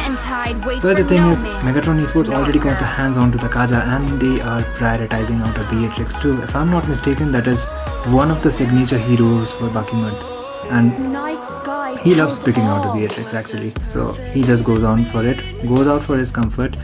So the thing is, the Kaja, his ultimate as well as he has been revamped. So it's no longer the Divine Judgment, which connects only onto one, but it is a Divine Binding.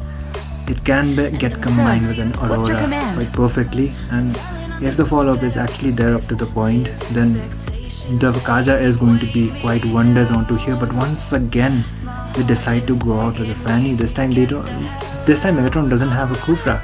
So are they just going to be risking it all and just go out for a Fanny? Pakito was still available, but surprisingly enough, both of the teams didn't prior it.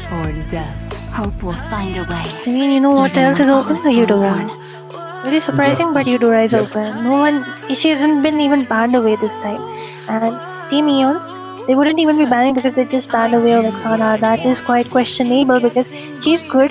The damage is early, so the rotations are fast, but then you wouldn't really want her. I mean, of course, makes sense because if Fanny leaps onto the Vexana, she can just terrorize her and kill her on spot. Maybe give a lot of issues, but then I think it's easy to outmaneuver Vexana once her skills are on cooldown. So would have just gone in for the Eudora instead, because now Team Megatron can easily grab on one of the perfect assassin counters, which was prioritized and banned almost every game in the MSC2. So yep, we already saw it, how she was countering literally every assassin.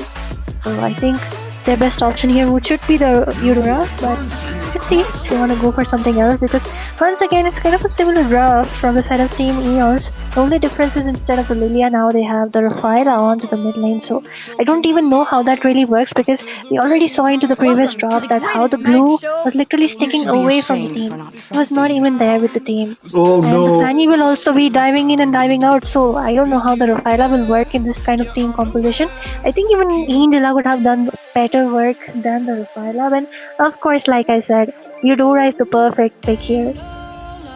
And it gets flicked out from the side of Team Megatron. So Cyrus got a work to do, and like there is a high chance that he will get invaded onto the later phases as well. So against I think against a hardy Fanny works out very well, but at the same time there is a Eudora onto the opponent's side, so it is going to be quite of a tough game for the Fanny. But at the same time they decide to lock it all out with a Claude, and it is going to be 4 eons to come with a Rafaela mid lane around with a Beleric XP followed by a blue roam. So it is pretty much same, but Denwick is not onto the blue this time.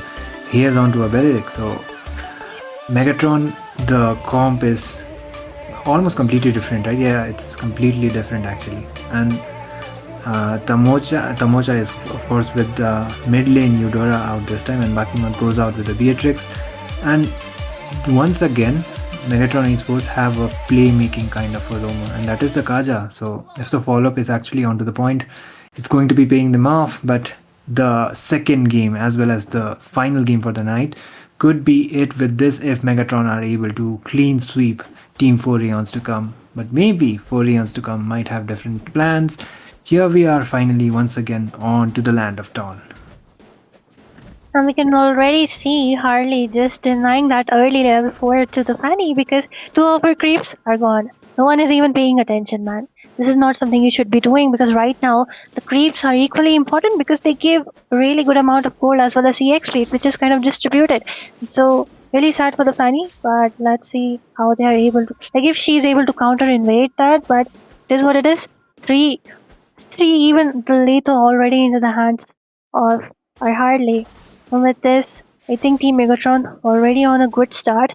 Fanny decides to come in. She shouldn't, because Eudora is there and she's like really a hard counter for every assassin. But let's just look at the Fanny. She knows, so she's already diving in. It is 3 members already alongside the Rafael are trying to provide the farm for the Fanny. Esma also jumping up. Some of the Ring of Punishment's damage and the heal comes up too. But here we have it. Aurora just trying to charge up her superconductor, but the heal from the Rafaela is already there. And look at the Fanny goes in with the steel cables, takes the first blood as Kajito just falls down, and the ring is also there onto the Fanny, but she will be able to move on ahead with this because the damage isn't enough. But a lot of folk coming in onto Denwick. The heal from the Rafaela, the speed up is there. Esmeralda also joining up. Meanwhile, into the top lane, the Purify being baited away. Pretty good gameplay coming in from both the marksmen. They are having their own 1v1.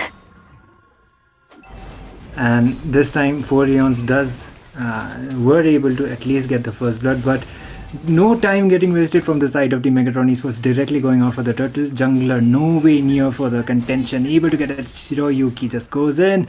There's the falling star moon on to Miss Kendall. He forced to use out the flicker, just goes back right on time. And that's just going to be it, at least for now. But Megatron Esports might try to go out with the invasion. Kajito doesn't has the divine binding yet. The ring does connect, but still the damage is actually not enough coming up. But there's a follow-up. Once again, Zenny tries to go in. The grab comes up, and sadly he doesn't have enough follow-up as well as enough damage. But Denwick is trying to at least give out some backup. But that is going to be the burst flicker right on time. Almost bursting Denwick down. Yep, one proc from the superconductor and he would have been dead. But yep, the flicker has been baited away. Meanwhile, the top lane is kind of untouched for now. And just like you said, the grab is there, but the mid laner does not have damage. Belric does not have damage. So yep, they need the marksman as well as the Fanny to be there when the grab is being used up. So that is one of the weakness into the draft. But this just pokes coming in from the Belric, but he kind of missed it out. Rafaela having a hard time clearing the lane. She really needs that help. Go man. Go and help her so that you can rotate together. but we can already see the Kaja. So every one of them lining up onto the goal lane. The Divine Binding, the Wrath of the Dryad, and the Blazing Duet literally onto no one. Kind of a waste, but the Fanny with the steel cables, the stun lockdown coming in from the Eudora right onto the bell rig, literally baiting out a lot of resources out there. But the Esmeralda being taken down by the Rafaela's first kill. That was good exchange coming up once again. Team Eons somehow making this draft work down. Absolutely, and for compared to the first game, this is quite of an improvement coming out for their side as well. And it was not just the first blood. Regardless of the fact Megatron did get the turtle, they are making full advantage of their draft this time, and they might actually be going onto the quote that is called "trust the process," because the draft, it is pretty much similar, but the three heroes are similar and the others are completely different, but still it is working out. Megatron Esports wasting no more time, directly go in for the turtle and play safe. Bang doesn't have the blazing duet yet, and they are trying to dive in. Flicker used out.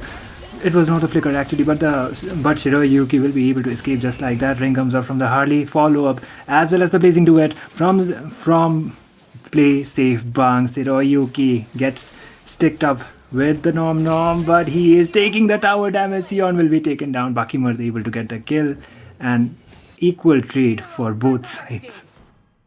Here comes the Divine Resurrection, and Glue is back into action. With that, the turtle being contested once again. I think it's an easy for the Harley, but no, it's a Cyrus! Manages to grab onto that retribution somehow. And with this, the Divine Binding is that the Rafaela taking a lot of poke damage, tries to move away, trying to take safe Bang as the front line, but it is not enough as she falls down finally. With this though, it is a Rafaela for the turtle. Makes sense. And with this, they're trying to assault as the first tier once again from the side of Team Eons on a jeopardy. With this, the Esmeralda all the way from the EXP just trying to help the Star Moon. And with this, a lot of damage. Kaja kind of the Dryad alongside the Blazing Duet, and Zeni falls down once again. And finally, with some gold, this Kendall will finally be having the Flask of Voices. And with this, the healing will be going crazy. This is the major item which all the healers really look for into the early. So with this, we do have the Fanny trying to split push into the bot lane. She does not really know it is the Harley trying to go after her. Moves away with the mobility she has. So with this, once again, I think in this game, they are performing really good. Team Eos going up toe to toe. But then the only issue here is the macro, as the first tier from top has been taken away. And just look at the Beatrix already with the BOD. Yep, she will be packing punches right now. The Harley going in for the concentrated energy as the first build. It's kind of surprising no one has prioritized the anti-heal even though the Rafaela is there. Yeah, I do agree on that. Okay, the Eudora has it. Oh, yeah, she has the glowing one at least, but the fact that Bakimut went with the BOD instead of the Malefic gun as well to just deal out the highest output of damage, that is completely justified, to be honest, but he will be requiring that range as well as soon as possible. He can be going out with a Malefic gun next, but okay, 1v1 kind of a scenario could have been happening if Bakimut directly just went in onto the top, but he has some backup this time. Kaji Ito able to just provide out the vision. Once again, the turtle has been spawned, and like I said, they will not just waste any more time. Megatron Esports like playing out with the neutral objectives, and most probably they will just be doing that. And there you go. Yep, another contest free. Okay, no contest at all. Team Megatron trying to grab onto another. Okay, the Divine Binding. And of course, it is a superconductor and a lot of damage coming in from the Eudora. The follow-up, but the Divine Resurrection comes in and glues once again into action, packing punches. Here we have it, the Claw trying to recall, uses up a second to move away. Here comes the Blazing Duet as a defensive man, where we have the Falling Star Moon, the Wrath of the Dryad kind of misses out. The team, they are just trying to regroup because they do have the Rafaela and they are really strong when it comes to them together. And with this, okay, Kaja is looking for some opportunities. He's just flying. He loves to fly. He's the bird, and he has become really beautiful. And this is the best skin for the Kaja, by the way. And here we have it, the Assault onto the Blue, once again taken away by the Eudora. So Fanny, really sad, but no blue for you anymore. She's onto the top lane, once again trying to go in for the split push, but it's kind of good because every time she's trying to split push, we have the Harley for the combo. But Sion falls down off cam. Here we have the Rafaela with the stun, and the first kill for the slow. And the rest of the team trying to retreat back as they're trying really hard to defend the second tier on the bot side. But this the Eudora looking for some camps, and still is the Kaja giving some vision. Look at the Beatrix with the sniper, misses out the basic as well as the ultimate. But here comes the Blazing Duet along with the blade Wrath of the Dryad, and a good combo coming in from the side of Team Eons as two of the members just fall down. The Beatrix, Bakimart finally getting that shut down. One death only, but it is what it is. It is a marksman. Yeah, and the fact that it is a huge shutdown actually, because Pakimad had one of the highest goal. It is the hardly at least onto this game, but that is quite of a huge shutdown for Eons to come at least. And compared to the first game, this is definitely going out very much better for their side as well. And Cyrus just goes back. Hardly does has the ring, has the hat as well. Shiroyuki does escapes right on time. Denwick trying to use the taunt, but it won't be connecting anytime sooner. But the thing is, like, play safe Bang. If he's able to scale up with a gold, then the Claude is also going to be very problematic when it comes out onto the next upcoming team fights. Wrath of the Dryad connects onto 4, but Denwick, man, he comes up with the initiations, but sadly doesn't have the backup from the side of his team, and Megatron Esports directly just goes out for the Lord. Easy Lord, easy Turtle, no contest at all. Team Eons, they are just, I think they're looking for some regroups, but Fanny once again goes in with a cutthroat and a beautiful steel cable, but unfortunately, it will be a revenge. But here comes the Divine Resurrection, and the Fanny comes back into action once again. Meanwhile, the second here from the top lane being consulted, she does not really have the blue skill, goes in, tries to defend, but one hit away. It is the Esmeralda trying to just take the last hit of the tower. Finally gets that oracle, so the shields will be just pumping up. And just look at the split push coming in from the Harley. The Fanny comes in and dives back once again. She really does not want all that damage which will be coming in from the Harley, as she's forced back with that ult. With this, the Lord is coming up. The lane sync looks kind of okay, not that good, but it is what it is because the second tier is on assault. The cards are looking for some divine judgment, and here we have it onto the members, and of course the Moja with the follow-up. And with this, the Raphaela is gone from the scene. So let's see what happens now. Look at the Harley into the backlines, just going out for the Claude. Manages to survive, does not really have the ult, but the CD is kind of low, so it will be back really soon. The Holy Shield top lane, Lord coming up, the lanes are in sync. Fanny goes in and out just to clear out the lanes, just to protect that one inhibitor, but it is not enough. But the flicker and the Wrath of the Dryad onto 4 members, a beautiful combo, but sadly not enough follow-up. It is the Eudora who falls down. Fanny literally dancing over the steel cables. With this, a good defense from their side, but the complete openness of the map, she will not be getting her blue or even the orange for that instant, but gets that with the retribution. Good, Fanny, nice. Very good timed actually. And if she was not able to get it, then it would have been very problematic for their side. But at the same time, C3, what am I saying? It's not C3 Meraki, it's Megatron Esports.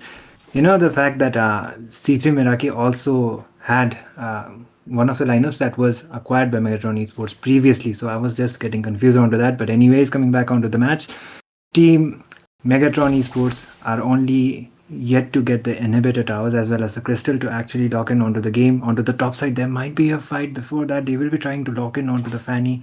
Play safe Bang trying to get some visions for his side. But at the same time, I think Megatron Esports, they will just actually wait out for the Lord. But there is a slight kind of a chance that maybe teams who are rounds to come might be contesting it for it, but only one of the problems is they don't have enough towers. The ring comes out from the Harley, just goes back, and the goal leads and everything. Once again, it is Harley with the highest, and Bakimat is following as soon as possible. So Play safe Bang as well has a job to do onto this. He hasn't fallen off yet, but he has to get more gold onto this. Has the Trinity already, so he will be trying to get onto it. Oh no! Shiroyuki just goes down onto a 1v1. Cyrus was able to get the kill, and that is quite beneficial for them because the Lord is up and they will not be contesting out. But onto the mid, there is some skirmish once again. They are just forced to go back, and that is going to buy them a lot of time. The jungler has been taken down. Yep, Mikasa says, I'm strong, real strong. And that's how she proved it with that 1v1 coming in with that Harley. So yep, pretty good gameplay coming in. She is dancing with her cable. So yep, a really good Fanny user out there. No wonder they were just picking up that Fanny. But with this, here we have it. Harley back into action. They should have gone in for the Lord with the Divine Judgment once again, along with the Bombard, and the stun connects in the Superconductor. A lot of damage being tanked by that Belleric out there. Here into the backlines, the Glue trying to grab onto someone, but look at the 4v1 situation as it is the Wrath of Dryad. Once again, a lot of folks, the Flicker being forced away onto the Esmeralda, uses up the first kill, gets back some shield, some heal. And with this, we have literally no kills, but a lot of ours kind of baited by the Esmeralda, so we have good gameplay even from the EXP side. With this, they are moving around. The Lord Dance has started once again. Let's see who grabs onto it. But here we have it, the stun from the S2 connects onto Fanny. They're literally trying to take her down. Kaja does not really has his ultimate, and it's kind of a hard. Hi, CD.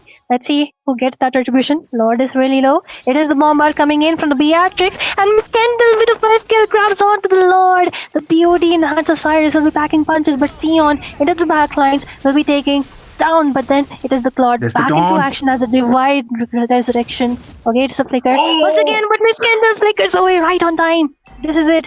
This is how you counter out that ult. This is the flicker which you all need, which needs to be timed out right. And with this really perfect gameplay, as even though the Claude falls down, he's back into action. So the Lord easy secured by Miss Kendall, the flicker, the Divine Judgment being baited by Miss Kendall. So yeah, Miss Kendall doing a really, I would say, candle-like gameplay is coming in, but here comes the steel cable. Once again, manages to move away. I think this map is kind of perfect for the Fanny because there are a lot of gaps on the walls. Here we have it once again, both the teams looking for some exchanges as the Lord is marching down from the top lane. They're looking for some exchanges. The Wrath of the Dryad, literally no one, and the Blazing do it too. Kind of a waste out there. That was a really, really badly baited, but the Eudora into the backlines trying to take down the squishies. Kind of the flicker being wasted from the Harley too. The second skill is not there. The Divine Judgment also misses out, and the Bombard coming in from the Beatrix, and look at the Fanny, the way she's dancing around, but Zenny falls down once again as it is another kill for the side of the Rafaela. Somehow, it's just working out for them, and of course it is the late game. The heals from the Rafaela are really, really annoying at this point. Completely agreed, and the fact that they are able to get the neutral objectives as well is very, very commendable coming up from the side of Team 4 Eons to go. And the fact that, if it comes out onto the 1v1, Megatron Esports are kind of struggling at this point. They do have the farm, they do have the advantage even onto the towers, but the fact that Team 4 Eons to come, when they are actually united, unless and until the Rafaela is alive, she is making sure none of the members are actually getting taken down. So it could be the case that onto the next minute they will actually be contesting out for that next Lord as well. And Team Megatron Esports might just have to wait it out. Divine Binding connects. Wrath of the Dryad misses. And there was another engage. Zenny is all alone onto there. But there's a sandbar. They completely go in with the Blazing Duet. Play safe. Bang will not be playing safe anymore. He directly just dives in. And that is going to be a 3 for none for the side of Team 4 Eons to come. Directly just going in. And the redemption is almost done. 4 for none for their side. Beautiful engage. It backfired for their side. The Divine Binding just was not able to bind like it was supposed to. They are trying to just go in directly from the top, and Shiroyuki is the only remaining member as of far. 4 Eons to come might just force in onto a game number 3. There's a stun as well as the immune coming up, and there you go. 4 Eons to come will be forcing a game number 3 against the likes of Team Megatron Esports. What a game. I would say what a game. Kind of suffering in the early, but they just knew that they could do it. They could make it work towards the late game because the synergy this time was kind of good for them. As long as they stick around the Rafaela, that's it. That was the key to the game. The only pick which we were doubting somehow was the best for them.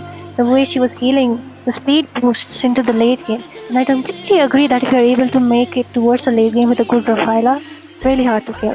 So I think she is the first one who needs to be marked down, but unfortunately they couldn't really mark her down, and somehow, of course it is the Cyrus with the MVP. We all knew how good he was playing, how good he was defending, how good the Mikasa proving that she is strong. This time I think they did miss out on a lot of Wrath of Dryads as well as the Blazing Duets, but then it doesn't really matter because somehow it was just being, the other teammates were just, I would say, covering it up for them. And I think the major mistakes which led to Team Megatron falling short towards the late was a lot of divine judgments missing out.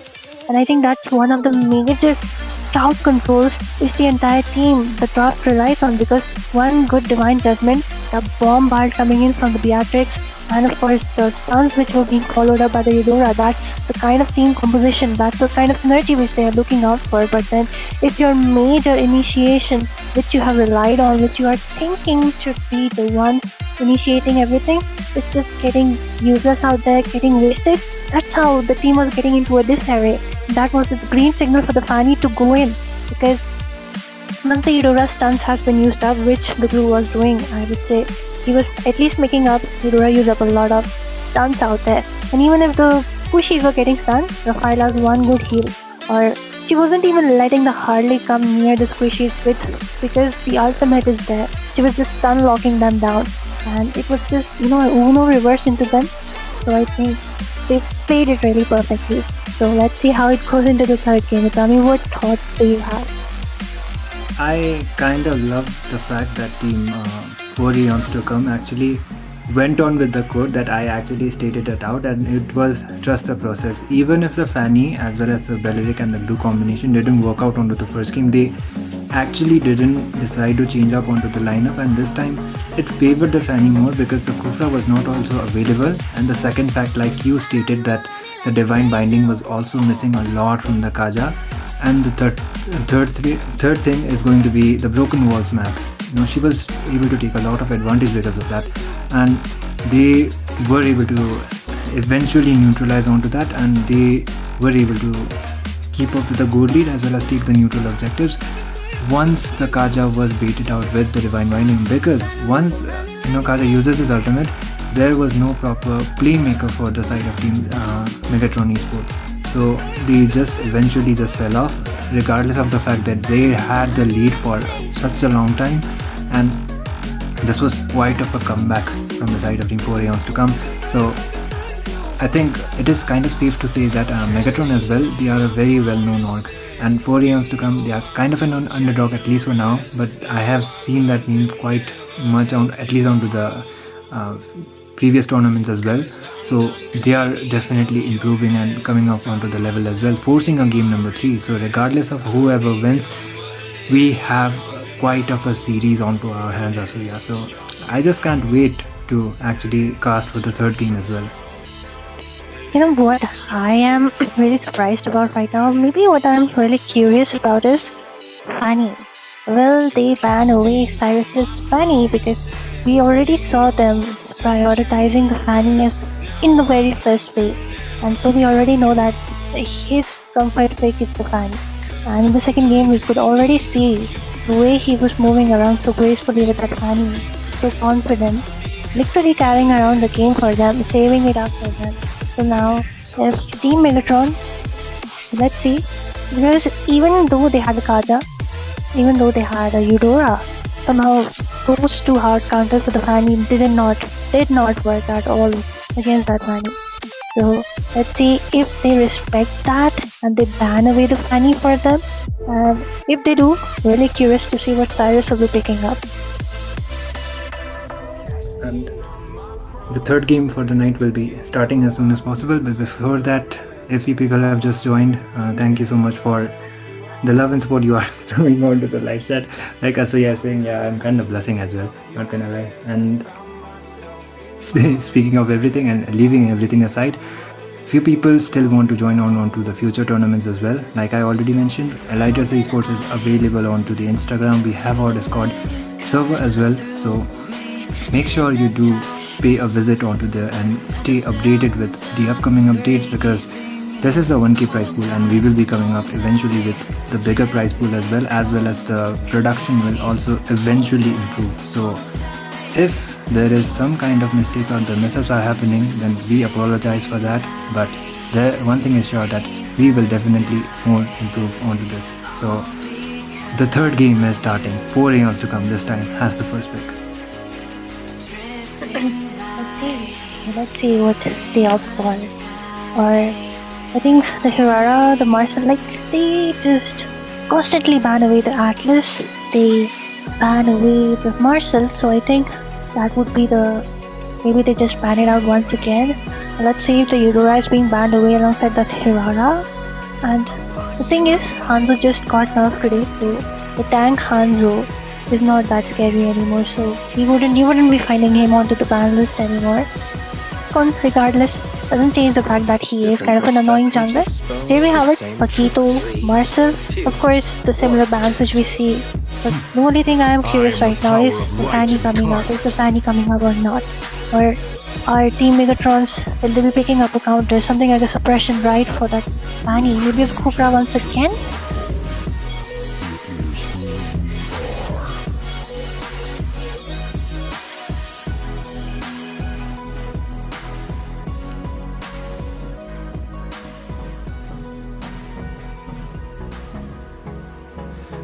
There was kind of a cut off from my side. I do apologize for that. And okay, we are back onto the scene once again. The bans are pretty much similar, and I think it is going to be the Rafaela could be the prio for Team Megatron Esports once again, or maybe 4 years to come. Might just try to pick it like before, and she was doing quite of a job onto the previous game as well. So I think Team Megatron Esports, they need to work when it comes out onto the synergy, it is perfectly playing, but if the Roma is not able to do the playmaking, it should be the EXP Lena.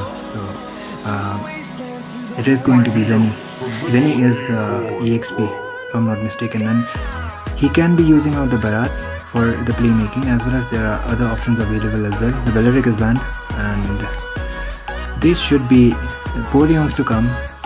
Will we actually consecutively see a third Fanny pick coming up, but Rafaela goes out once again? Now my question is, just pick up the Mino to counter heal the Rafaela.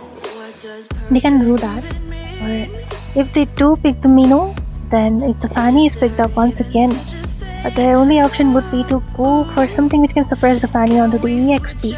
But for that, they have the Barats. So really, I would say, let's see Team Megatron if they opt out for the Barats, because I think that would be a plausible option for them here. Okay, they opt for a Novaria and the Barats, of course. Here comes the Barats. So Fanny needs to be careful. Not a Kufra which will be coming up just right now, because heavily depends if they go for a Kufra or if they go for the Minotaur.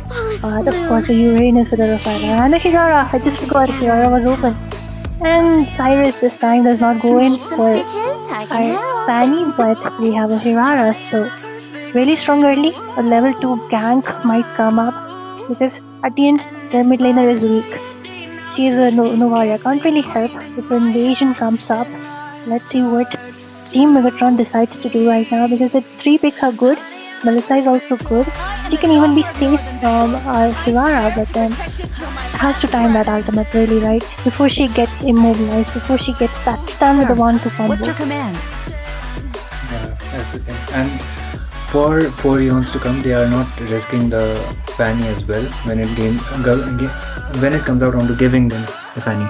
So 4 rounds to come, they still have another option down to that is going to be the Roma as well as the Golden position still open, and Megatron Esports, of course, they still have the jungler and the Roma to get picked out. So the Barats could actually go out for the jungle as well, but that is very situational, and I think Zenny is more comfortable out with the Barats instead of giving Shiroyuki the utility jungle. So I think maybe a Harley could be coming up once again, but the Kaja is banned out, and it is going to be quite of a thing onto here, that what are they going to go on to the jungling position. Vices is also available, but I think they need something that is going to be actually scaling up at this point. And 4 rounds to come, they will be completing it with a Nolan ban as well. So interesting enough, might could be a respect kind of a ban, but I think like Nolan has received a buff, so he's pretty much more shining compared to before. We do see a lot of Nolan picks onto the jungle actually.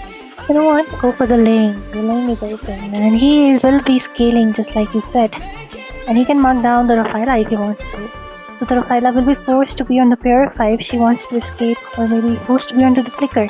Or let's see if she goes on to the revitalized, but I think Link can mark down the Rafaela. And with the previous game, we already saw that we really need to take out that Rafaela first, especially towards the late game.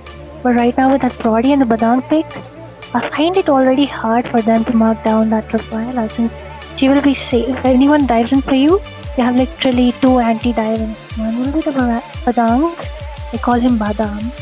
So one will be the Badam, and the other will be the Brody with the S2. So I think Suyo is a good pick here because he has low cooldowns for engage as well as disengage. But it depends on how he's making use of a skit. And this time, Team Megatron knows that Team 4 Eons, they just love picking up that blue, so they'll be denying the blue. So with this, the drafts completely up. I think both the drafts are pretty good. I think highly depends on the execution, how well they're able to execute. And if I do see Team Eon's synergy looks a bit more good to me because four of them will be just moving up together just like the previous game, and Hivara can just do the cleanup job. And she's just that perfectly mobile for that. But here we are, into the lineup down. This is the match 3. And whoever wins this game will be taking the match away, moving up for the semi-finals. So, Itami, what do you think of the drafts? I think like the draft is more reliant on both of their comforts actually. Shiroyuki decided to went out with a Suyo. Suyo right now, I think he's not like a go-to jungler, but still he is a very situational but plus a very good pick.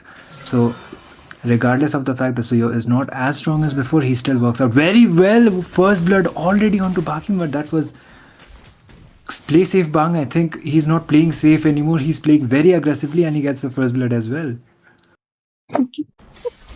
Well, really love how you're saying he's not playing safe anymore, but it comes to on the Badang. But they do have the Rafaela, will not be giving enough damage for now. It's just the poke, recall being forced up. And the Novaria, I don't know why did they pick the Novaria here. Maybe just for the Astral Echo. But here we are, pretty good rotations and good visions. Really active roamer from the side of Team Eons right now. And with this, in the top lane, it will be pretty obvious Uranus Barats, they can literally just stand against each other toe to toe. And the S2 from the the Dinosaur can actually help him play it pretty safe. But into the bot lane, we do see teams gathering up once again. The S2 from Bakimard being forced away. 3 members literally jumping onto her. They don't really want her to farm. Absolutely. And you know, the fact onto the previous 2 games, it was Bakimard who was having the upper hand, at least onto the laning phase as well as onto the gold advantage. But this time, it is pretty much different from before, and Shiroyuki will still be able to get the turtle somehow. There is no signs of contention at least, but onto the bot. Look at the fight still going on. Please save Bang once again gets a solo kill onto Bakimard. That is a lot of gold for the Brody already. You know what? They just learned it from the first match. Yeah. It was the same 2 heroes, but in opposite hands. So they just know that the Brody will be countering away the Melissa. So, yep, he's playing pretty good. The S2 coming in, you know, the glue looks really funny when he's running around in skin. But it is what it is. The meteor strike onto Rafaela once again. The flicker onto the wall. Bakimard. This is not looking good for the gold laner. 3 deaths already, literally very low onto the farm. Then right into the EXP, it is a dinosaur versus a floating, I don't know, a floating machine, whatever he is. But it will be pretty even. And with this, the gold lane being pressured, once again the sandwich comes on, and even the Hivara is there, the S2, the stun connects, the first kill, the slow, the heal is also there. The grab will not be able to come up as the finishing blow will be dealt up by the Hivara, and that's why you ban away the Hivara. But the Suyo trying to look for an exchange. The warrior can't really do anything without any frontliner at this point because no one looks to be really low for her to finish off. And look at that. The stacks are there. The range is there. Melissa needs to back off, really needs to play safe. The teams are gathering the EXP there just to help away Bakimard, just to give him some more farm which they would really want. But with this, the next turtle will also be coming up as we do see some recalls being popped up into and around the map.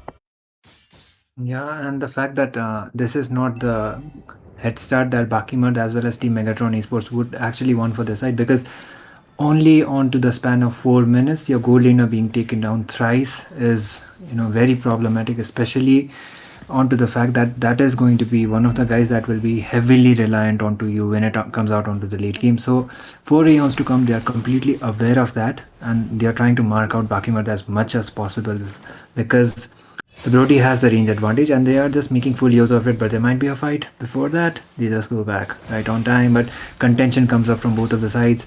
They are trying to play it out very aggressively. Astral Echo comes up, but there is going to be the fresh crack without the wall from Batang now onto the back line, and the Rafaela goes in as well. The retribution from Cyrus quite perfectly able to take Zenny down, and Shiroyuki trying to trade it off with a counter trade, but it won't be happening anytime soon. Cyrus tries to dive in once again, play safe bang onto the bot side. Shiroyuki very low onto the HP, he will be taken down, and Kaiji Ito might be in the next one onto the chopping block.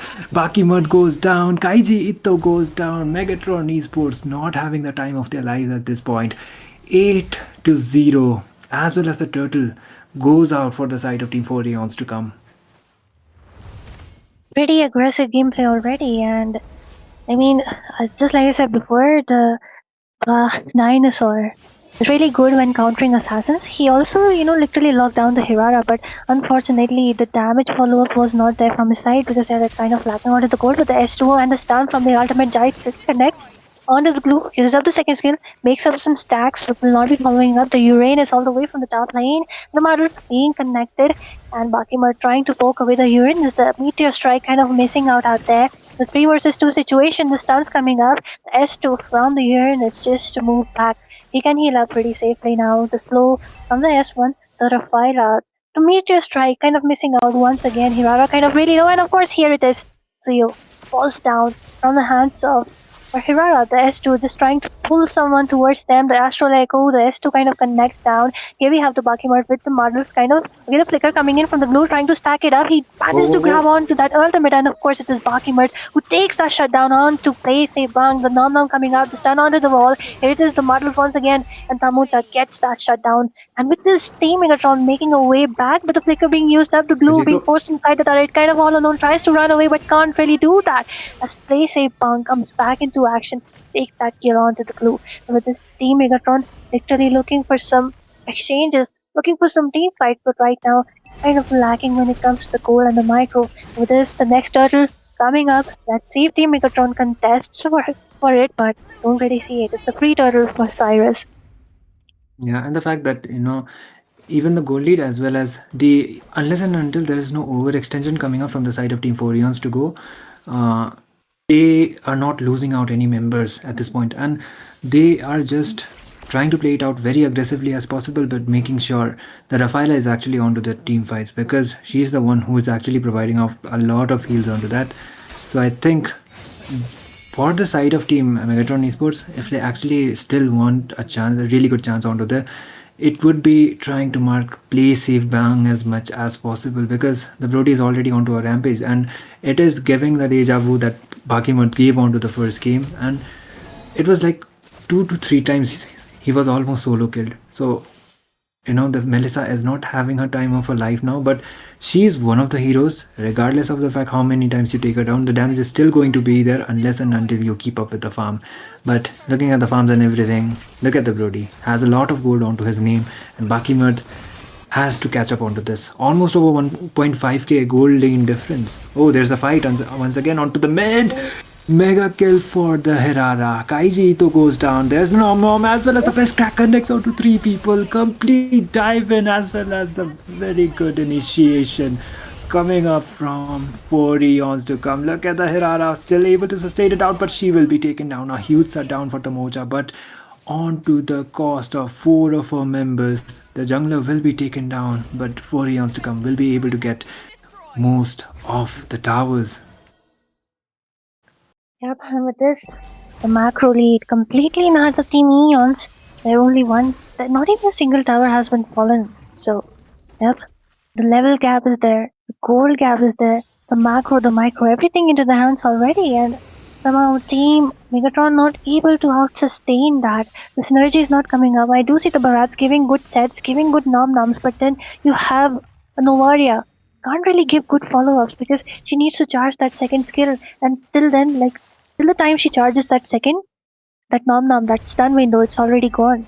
That's what is happening. The Suyo is kind of literally falling 1v1 out there, not having a good time against the Badang, as he's literally trying to shut them down. But once again, we do have a lot of pokes coming up. Once again, the Astral Echo connects up. Uranus tanking Cardinal Lord, and skill 2 misses out from the Badang. Let's see, the first Lord is coming up. The Barats is onto the top, so it's kind of a 4v5 situation for them. So I don't really think Team Megatron will be going in for the contest unless it's just the glue into the front, providing some vision for them. The Meteor Strike, the Uranus, and with this, the S2 from the Batang, the grab coming up, a lot of damage being sustained out there. And here comes the poke. Oh my god. The kill 3 as Brody gets that one kill, the Nom Nom, and to connect the stun onto 2 members. And Cyrus finally falls down onto that exchange. Uranus is still standing. Zenny into the backlines, taking a lot of slow. The Muddles also connects. The Uranus is being poked really hard right now, but of course, play safe Bunk grabbing that kill once again as the Barat also falls down. A 2 for a non-trade, and Team Eon is doing a great job with the lane sync, with the Lord coming up. Okay, wait, why did you clear that Lord? It could have been a better sync if you did not. Doesn't really matter, because Brody once again onto the Hask Claw will be kind of healing back right now. So really hard to kill at this point. The Uranus tanking up quite a lot. With the Astral Echo, okay, just look at this. So you're trying to grab onto him, connects the S2 and the stun right on point, but Cyrus just falls up as the Baki Mud and the stun from the Batang. S2's wall connect, and with this, it is an exchange as the marksman for another kill. That was a full-on burst coming up from 4 Eons to come. Directly goes out for the inhibitor tower as well. The Badang comes up with the wall, but the Suyo is able to escape it out somehow. Denwick coming up with his initiations, but once again might be a fight. Okay, Hirara tries to go in, trying to lock in onto the crystal, but once again the wall comes up from the Badang. Monster kill for the Brody, and that is going to be the range advantage coming up. It's only the crystal remaining, 1 hit away, but Megatron Esports will be able to defend it out somehow. Play safe Bang, forced to go back with the flicker being used out. It was 1 hit away, and they were able to zone it out somehow, able to buy some time. I think luck did favor for the side of Team Megatron Esport, but more than luck, I think it was quite of the clear coming up from their side. Once again, the fight comes up. Fist crack connects on to 2 people. Once again, Shiroyuki goes down. Bakimat will be the one next. It is the double for the Hirara, and just like that, a 3 for none trade.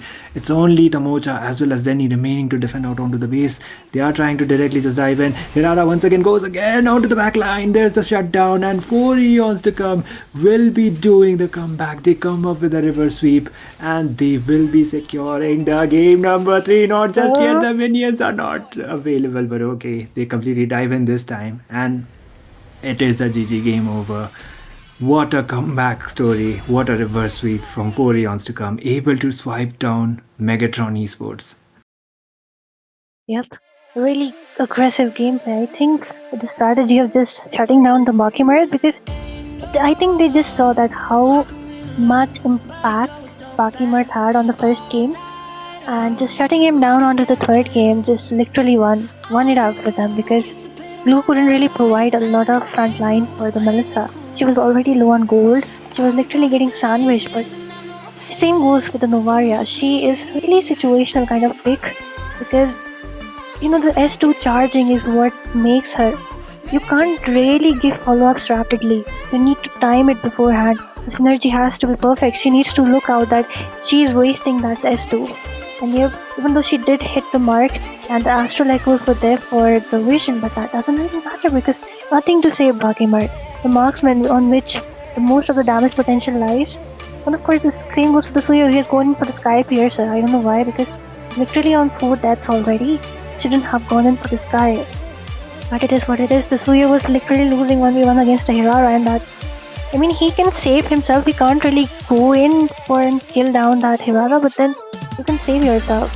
So I think a bit of synergy issues. They were literally, I think they were kind of confused, kind of chaotic, haphazard from both the sides. Of course, play safe Bang, just like you said, not playing safe, really aggressive. Literally dominated the match, gave them the match, gave them the lead as they just steadily, they just grew that lead from the goal, and they just expanded it all around the entire map. Really good gameplay, really good comeback.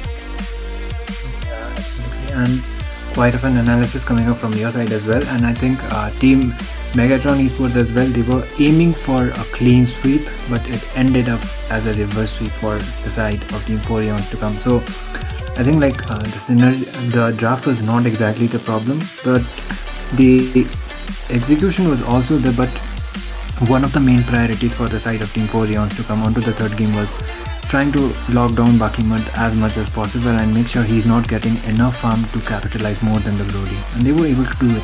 And just like that, they were eventually able to win out onto the games as well.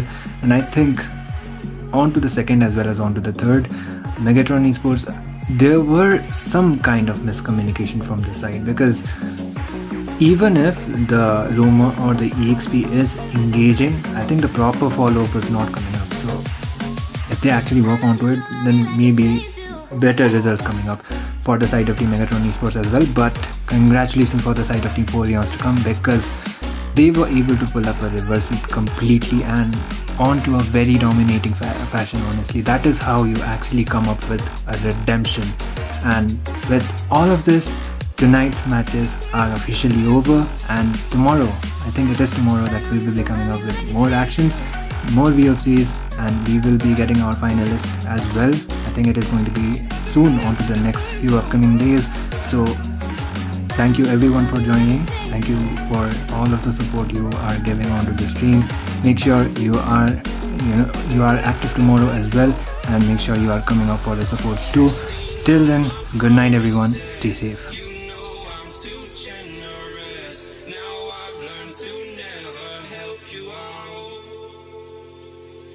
Cause I'm done cleaning up your mess. Found myself in my regrets. I've become a little stronger now. A little stronger now. A little stronger now. A little stronger now. A little stronger now. You cashed in on my promises. You know I'm too generous. Now I've learned to never help you out. Cause I'm done cleaning up your mess. Found myself in my regrets. I've become a little stronger now. A little stronger now.